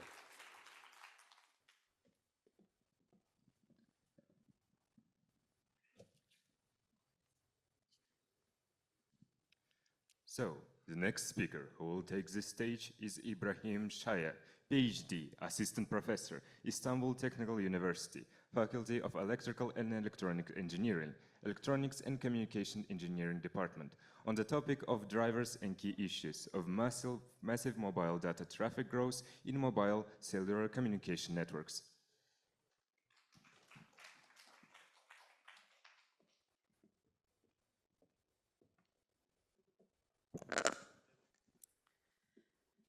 Good evening, everyone. And first, I would like to thank the conference chair, conference committee, Stana IT University for giving me this chance to join this event. And in this short period of time, I would like to share with you some few points related to the key challenge of massive mobile data traffic growths that can impacting the wireless or future wireless communication systems or networks. So I would like to highlight this few points shortly. The first point, it will highlight or give some examples based on a statistic growth ratio that forecasted by different telecom companies to show the growth ratio of mobile data traffic growth in wireless communication network. And this is as an example of the future mobile network or the deployment of future heterogeneous networks that combine a different technology together, as we can see here. 4G will be there, 3G will be there, 5G, 6G. Also, this technology will be integrated with satellite to provide services to the end user and also to meet the requirement of big data growth. So as examples of the growth ratio that forecasted by different telecom and networking company, as you can see here, we have a different example, but I will move faster due to the short period of time. So maybe you can look to the, I think this forecasted by Ericsson. It shows the growth ratio for mobile. Specifically here we are talking about mobile data growth that provided by cellular communication networks. So we can see the growth ratio between 2019 to 2025 is close to 4 times greater. And if we look to another also forecasted by Ericsson, it shows the growth ratio between 2021 and 2027. It is also almost 4 times greater. Also, I think this is the latest growth ratio that forecasted by Ericsson, which published in the annual mobility reports. So it shows the growth ratio it can reach for mobile data traffic growth 10 times between 2018 and 2029. So which is huge of mobile data traffic that can be or that can leading to a different significant issues for implementing future mobile cellular networks. So we need to know what are the key drivers or key factors that leading to this growth. There are a different reasons. Maybe you can highlight some of the key significant issues or significant drivers that leading to this growth. As we can see here, we have a different key factors, for example, like the diversity in the new portable devices. We have so many portable devices that connected to these cellular communication networks, and another like the increase or massive increase of mobile application, which is also leading to increase the mobile data traffic growth, also the increase of using mobile internet. So anything that we need, we search through the mobile. Also, most of the social networks accessed by mobile or through the cellular networks. Another factor, it is the growth in the mobile, in the video traffics or machine-to-machine increase in the machine-to-machine connection, which connected also to the cellular communication networks. Another significant factor from time to time, and when we have a new generation, we need to improve the quality of services that provided to the end user. So we need to provide high data rate, which means that we need to allocate wider bandwidth to the end users, which means that more data will be needed. And another factors decreasing in the cost, which leading to move potential area and businesses to be online, which is increasing in the same direction. Also user age, anyone now, even kids also, they are watching video, they're utilizing internet and so on. This is another factor.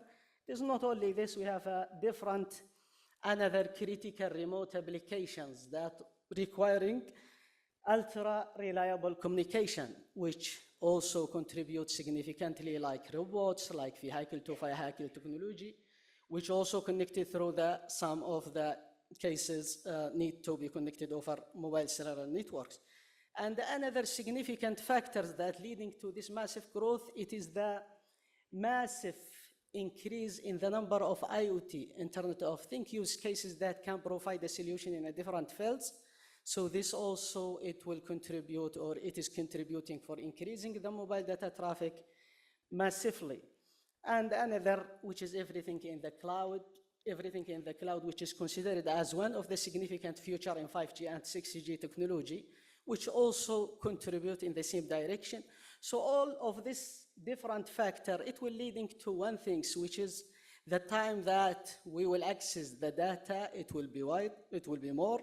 So which all this factor leading to increase the mobile data traffic growth massively, that connected or that supported by cellular communication network. So what is the impact of this massive growth? There are different key challenges, actually several key challenges that can be resulted due to this massive growth of mobile data traffic that impacting the implementation of future, or that can contribute for rising the technical issues for implementing future mobile cellular networks. We are talking about future cellular network 5G and 6G that will be also integrated with satellite system. So let us to see some of these technical issues. We have different technical issues, but I will just highlight some. So this is one of the significant issues that can be raised due to this massive growth. These factors, it will leading to increase the data demand, which means that more data traffic will be there. And this will leading to increase the network congestion. So this is the scenario. So the movement for data uplink, downlink, it will be increased further. And in this regard, it will leading to different issues, as you can see here. So this will leading to slower the data rate and speed that will be provided to the end users. And also it will leading to drop the connection in some of the cases. It will lead also to reduce the quality of the services that provided to the end user. So managing network congestion as a result will maintain a good while maintaining a good user experience will be critical. So as a solution, what we need to upgrade the infrastructure and backhaul links in order to meet the requirement of this massive growth in mobile data traffic. This is one of the significant issues. Another significant issue which is related to spectrum gap. So the previous issue, it is related to the backhaul networks, but here we are talking about at the end of the network, which is the cellular, the base station. So this is one of the significant issues that can be raised and resulted due to massive growth of mobile data traffic in cellular communication system. So this factor will leading to more data traffic. That means we need high capacity to meet this requirement. And to provide high capacity at the end of the networks, we need to provide wider bandwidth, system bandwidth that can meet these requirements. So we have, here we are talking about licensed spectrum in cellular communication system, which is controlled usually in each country by regulator. So usually we have some allocated spectrum that allocated to each operator. And this, it will meet the requirements. So as a solution, we need to find the new a spectrum. And the concept, as a concept of a spectrum gap, it is the differences between the required spectrum in the future and the current available spectrum that allocated to each operator or to all operator in the country by regulator. And maybe this simple next figure, it can explain the concept. For example, we are looking for 307 megahertz as a total bandwidth that can meet the requirement in a specific year, in a specific country. And we have available that allocated to the operator, it is 177 megahertz.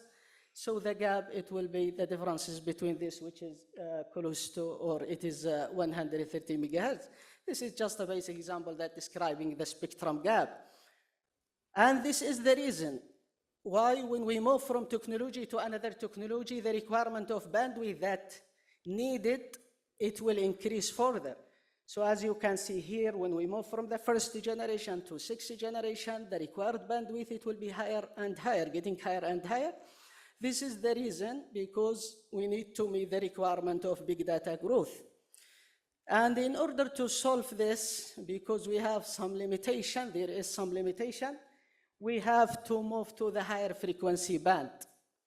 Because this frequency band, it can or it has the capability or has a wider bandwidth that available, has not been utilized with other wireless communication systems, so we can utilize this band, which will provide the enough bandwidth, but this will leading to a different issue, as you can see here. When we move to higher frequency band, the cell coverage that will be provided will getting smaller and smaller. And the reason maybe can be explained in this figure.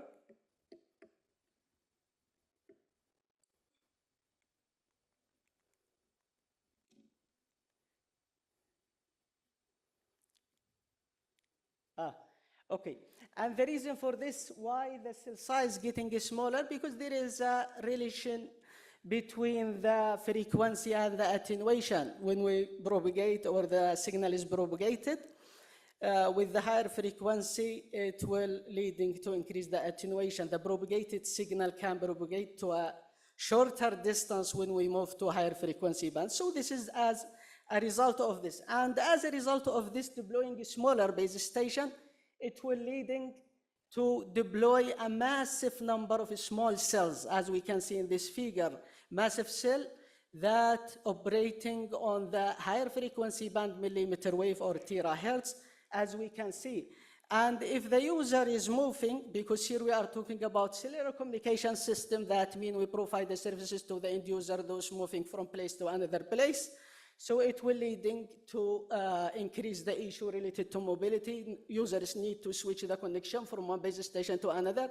So the probability it will getting higher and it will create a different research issues. So related to mobility management, related to the connectivity.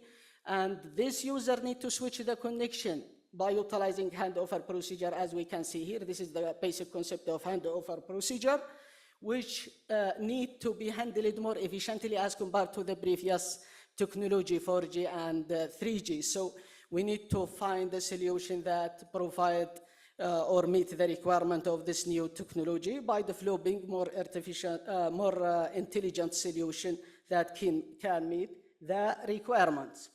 And the case will become more critical if we look to the requirement of this new technology or if we implement these different scenarios.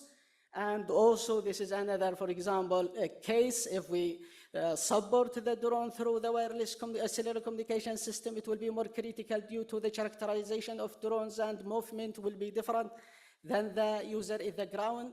So there will be a different issues that need to be considered.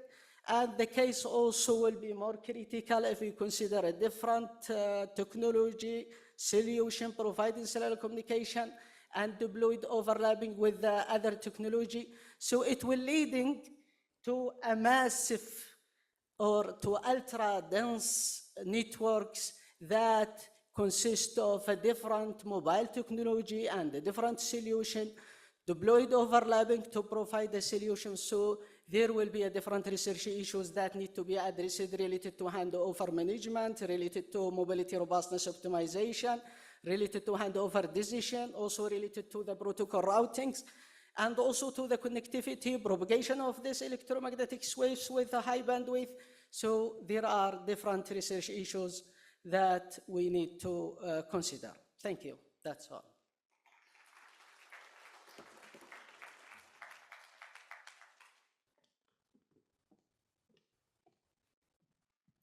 Thank you, Ibrahim Shaya. And our final speaker is Minso Han, PhD in Electrical Engineering, Professor of Astana IT University. Some audio and speech-related researches.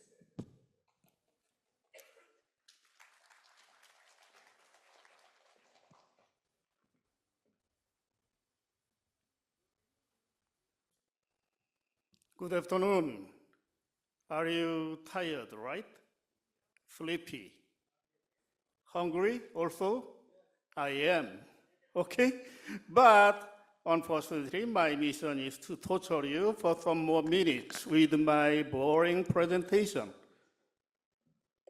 Okay, my topic, I hope I can finish these 3 topics. Spatial audio, decryption, and voice color conversion.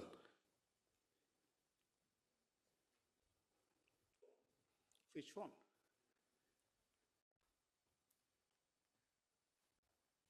Next page. Not okay. Which one? This one. Now, my first topic is multi-channel audio coding. And we need some background to understand this technique. MP3, you are familiar with this term. MP3 is the stereo audio coding technique utilizing masking effect. Are you familiar with this term, masking effect? Okay, let's go. Or the human auditory system. MP3 stands for MPEG-1 Layer 3 audio standards. Masking? Let me explain it so simply. We cannot hear a normal speech when others are shouting, right? And there are also time domain masking effects. Now, SAOC, spatial audio object coding. Just consider this as an MP3-like multi-channel audio coding technique, namely mixing some multi-channel audio sources into a bit stream with some added directional information.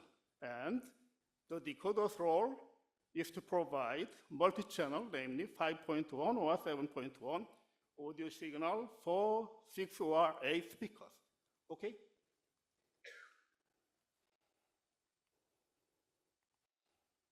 Now, this is the basic idea how we can reduce audio information dramatically using the masking threshold.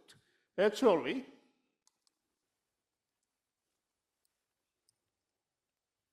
these are the original information, and after the masking effect, we can reduce the amount of information like this. It's the basic principle of MP3.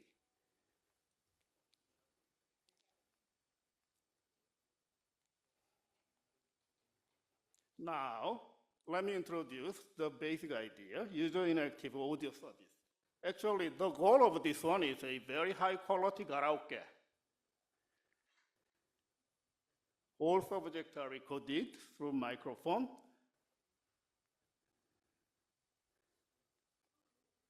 And then encoded and downmixed, and we can transmit it or save it, okay? And decoder will reproduce all the audio subjects. Now we are replacing the vocal with my own song, right? It's a concept of karaoke. Now, let me skip this one, right? Encoding, decoding. And some theoretical backgrounds to code the mixed signal. Now, let me skip this one also. Encoding, decoding, harmonic elimination. The basic idea for this technique is that vocal component has a harmonic property. Is there anyone who can understand this concept? Maybe someone. Oh, I cannot. This one? But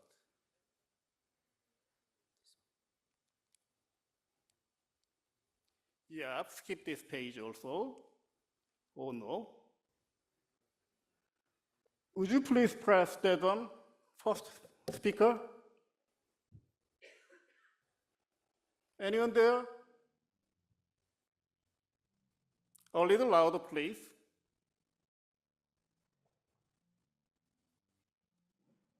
Can you hear the music? Bass guitar?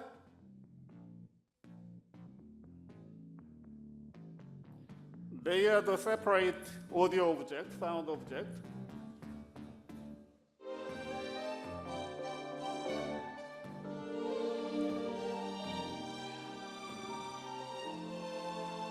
That is second. That is third.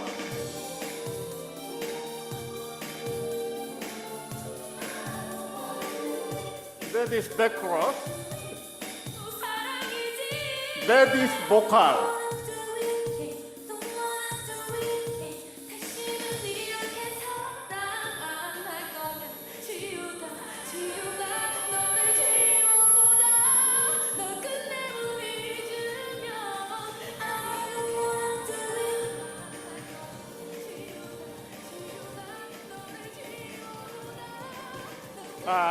Please stop it.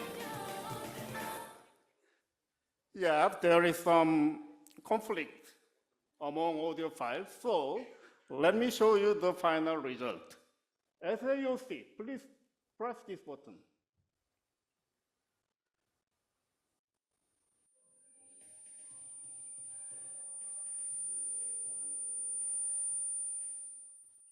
Still, you can hear some remaining vocal sound. This is our goal. Please. Okay. Proposed, please.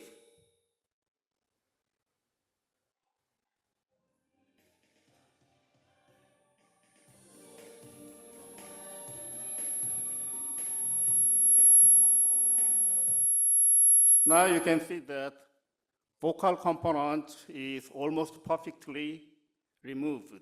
And actually, this one is the MPEG standard right now, developed by us. Okay, next, please.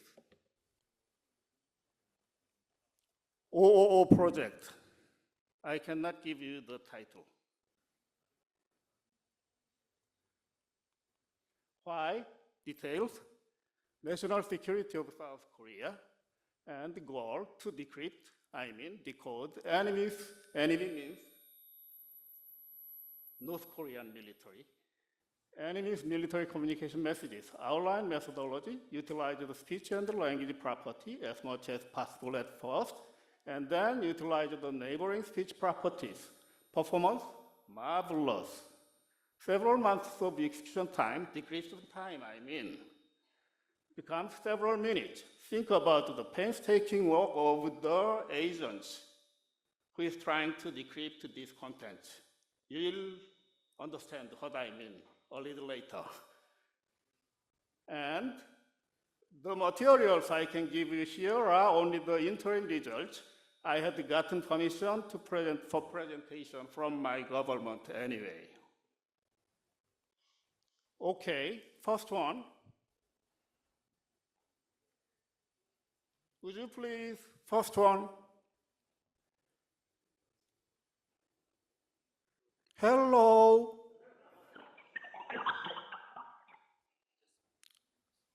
Once again, please.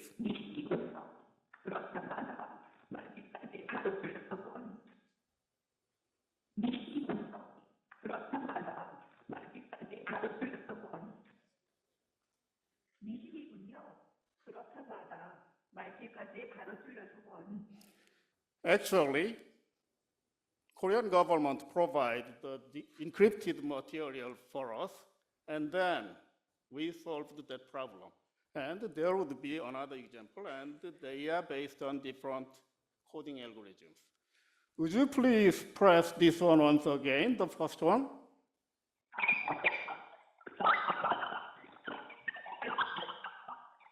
We call this one voice torture.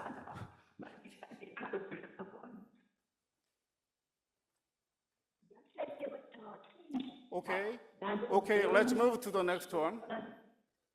Yeah, first one, please. Would you please press this one? This is the final result. Okay, would you please, first one, please? No, not that one.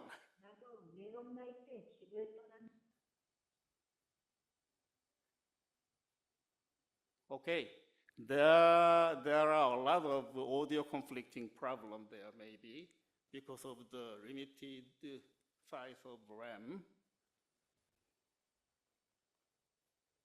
Now, a future learning voice color conversion. The first thing we did is training of an autoregressive TTS. TTS is a speech synthesizer using a huge single speaker speech database. And then adapting the knowledge, attention model, attention information, we retrained the train of an unknown autoregressive TTS using a huge single speaker speech DB database, utilizing the attention results of the autoregressive TTS. And then a future learning voice color conversion was done. It's the principle. And let's move to the demonstration. Target, please. Yep. 지구 온난화로 인해 나타나는 현상들을 잘 정리해 보세요. 0, without adaptation. 지구 온난화로 인해 나타나는 현상들을 잘 정리해 보세요. We are trying to convert zero speech into the target speech, okay? With only one sentence fusion learning. 지구 온난화로 인해 나타나는 현상들을 잘 정리해 보세요. 3 sentence training. 지구 온난화로 인해 나타나는 현상들을 잘 정리해 보세요. 7 sentence. 지구 온난화로 인해 나타나는 현상들을 잘 정리해 Okay, 보세요. stop there. Can you feel the difference? With only 7 sentences for training, the voice color is changing dramatically. We can see it. 7 sentences means only 25-second speech sound. And then lower one, bottom one, target. 드라마 관계자분들은 모두 회의실로 들어와 주십시오. This is our target. Yep. 드라마 관계자분들은 모두 회의실로 들어와 주십시오. This is the original one. And then 드라마 관계자분들은 모두 회의실로 들어와 주십시오. 드라마 관계자분들은 모두 회의실로 들어와 주십시오. 드라마 관계자분들은 모두 회의실로 들어와 주십시오. 드라마 관계자분들은 모두 회의실로 들어와 주십시오. Okay, thank you. Can you see? Our system is changing, right? And this fusion learning is one of the terrible things maybe in the future for mankind. Okay, is there any page there? 지구 온난화로 인해 No, 나타나는 stop 현상들을 it. 잘 정리해 보세요. 지구 온난화로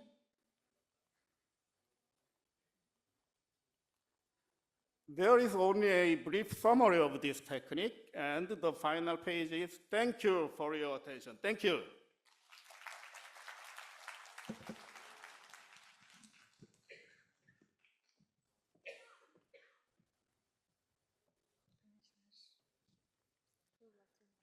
And now, we'd like to invite Vice Rector for Science and Innovation, Doctor of Technical Sciences, Professor at Astana IT University, Andrei Belashitsky, to come on stage with... And Michael Hinchy, PhD Professor, IEEE Region 8 Director-elect, Lero, the Science Foundation, Ireland Research Center for Software, University of Limerick.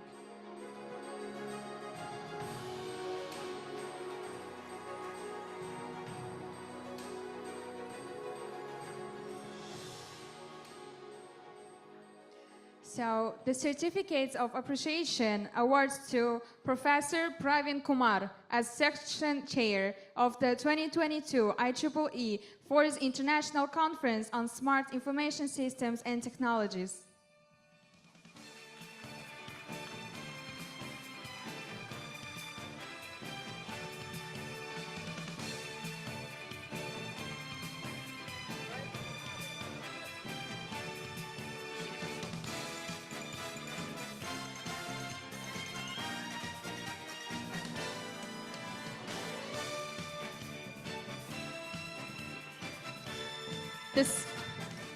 The same reward goes to Professor Ha Jin Huang.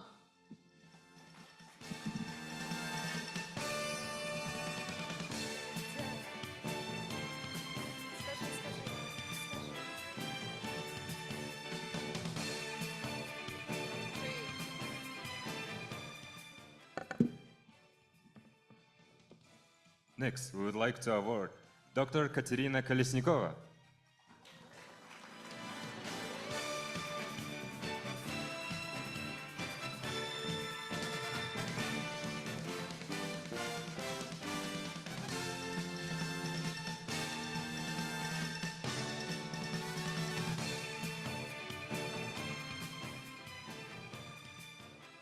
And next, please welcome to the stage Dr. Madina Ipalakova.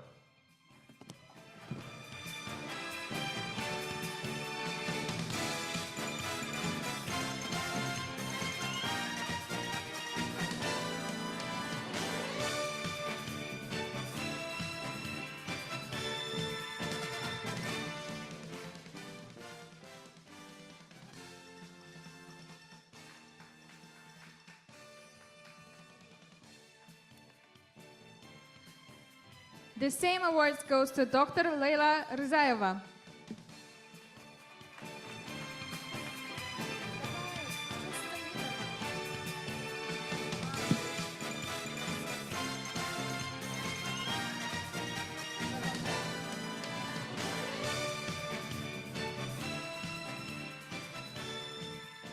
Next, certificate of appreciation goes to Dr. Alexander Neftisov.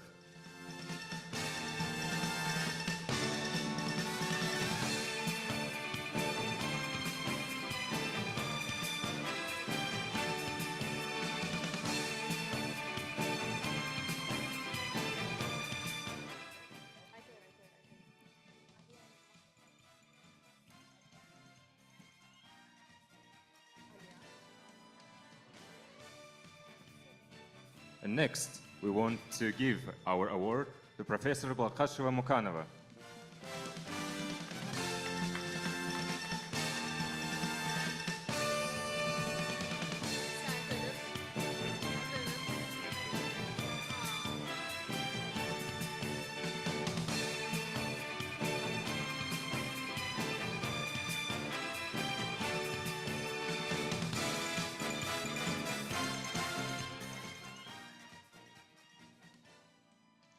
The same award goes to Dr. Alia Nugumanova.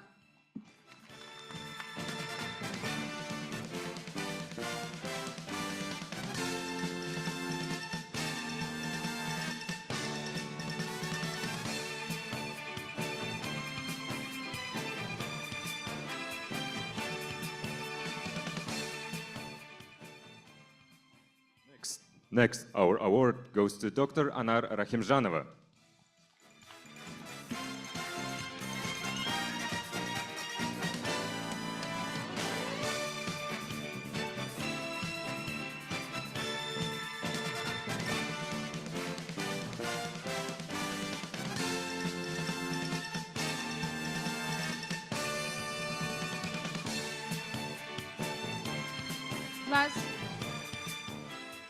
Last award as section chair goes to Dana Kaskabayeva.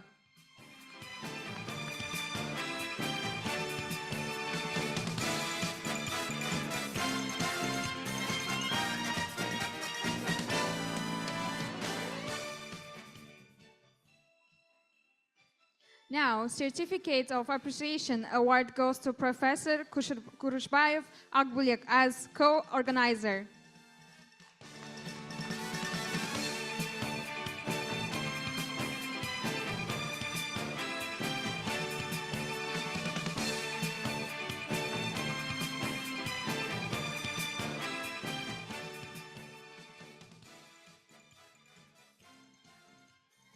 Next, award of the appreciation as co-organizer goes to Mr. Sultan Ayjanov.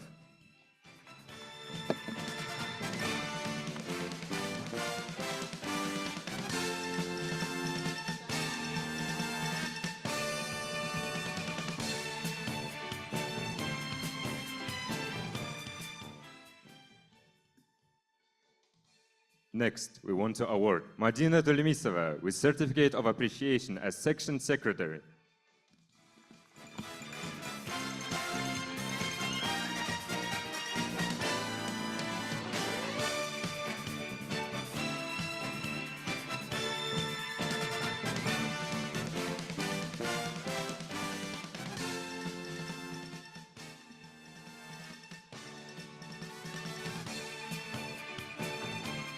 Next award goes to Akhnur Ismurzayeva.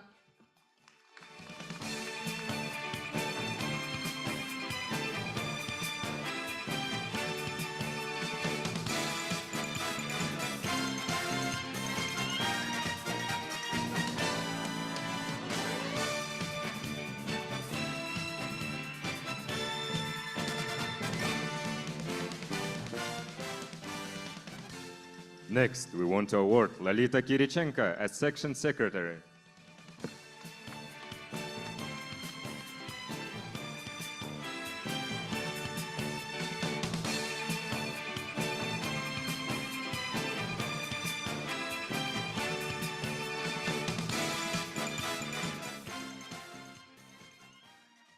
Next award goes to Aydana Jalgas.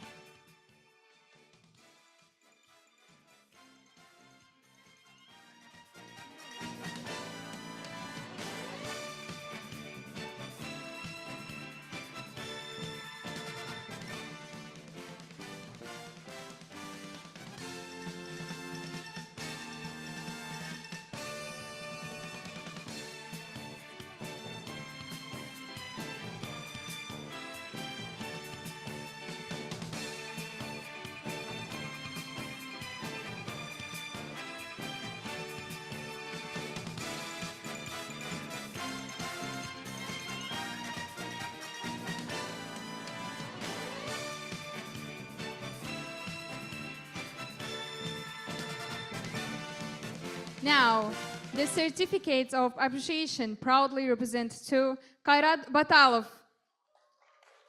On behalf of the IEEE student branch, we express our gratitude for your organization of the seminar program helping IT students prepare professional conference paper proposals. Your dedication to education is an inspiration to us, and we are proud to be part of this IT efforts forward education science in Kazakhstan.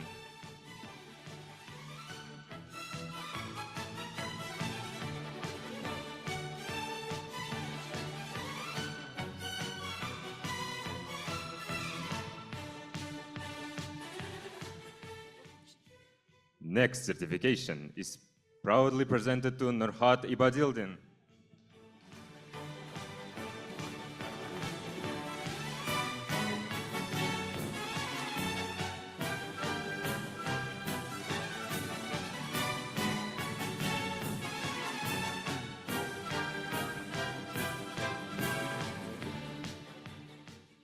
Next certificate goes to Arya Seydin.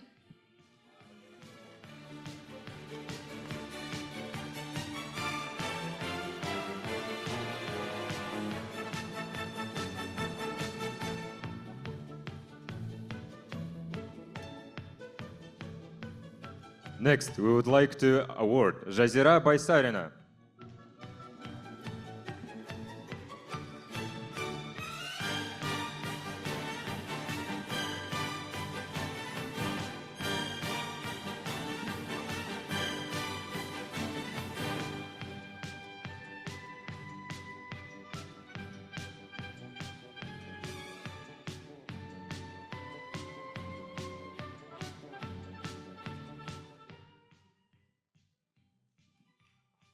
Next certificate goes to Gemma Amanjolova.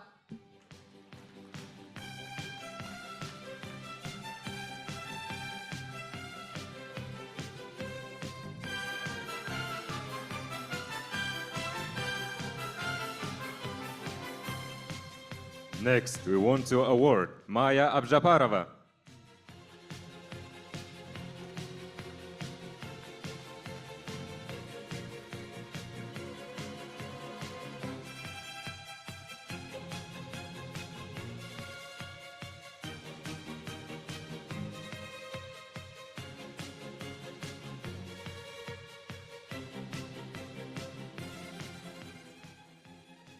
Next award goes to Anil Nurkhadat.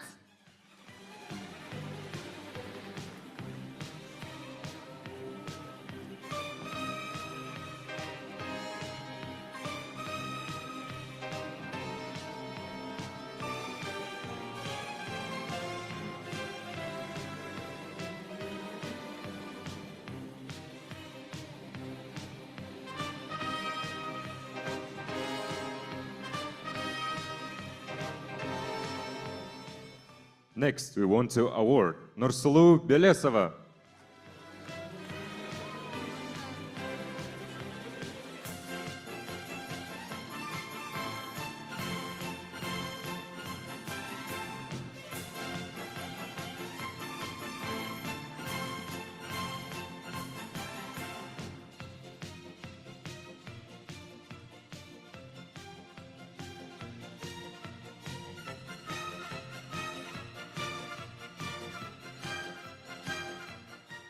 Next award goes to Ani Aygul Janadilova.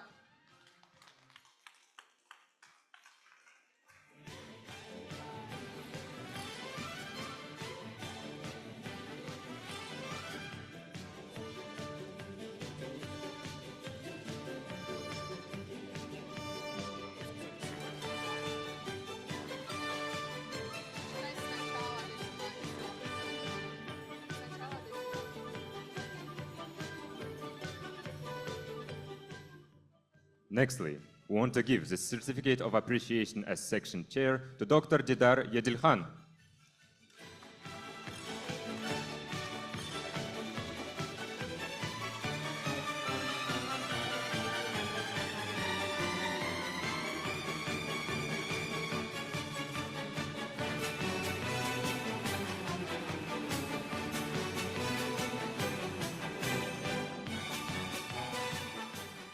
Next award goes to Asem Kusmanova.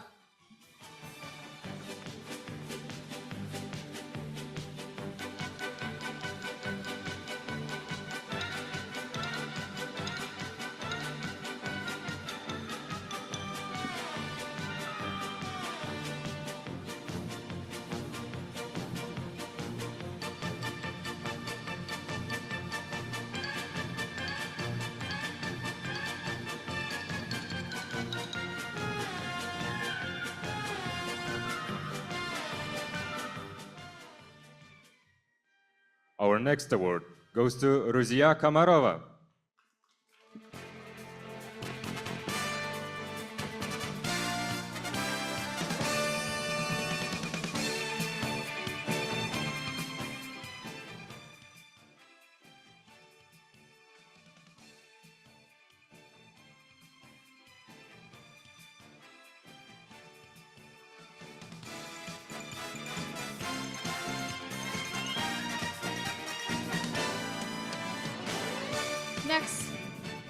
Next award goes to Mulder Amanjol.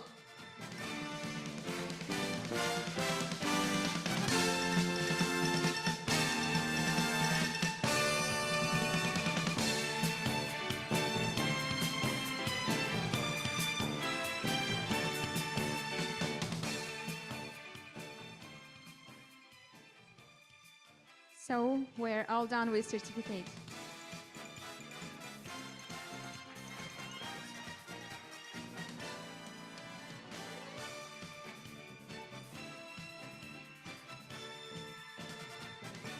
Dear all and speakers, thank you for your insightful contribution and participation in today's plenary session. Your engagement has made this event truly exceptional.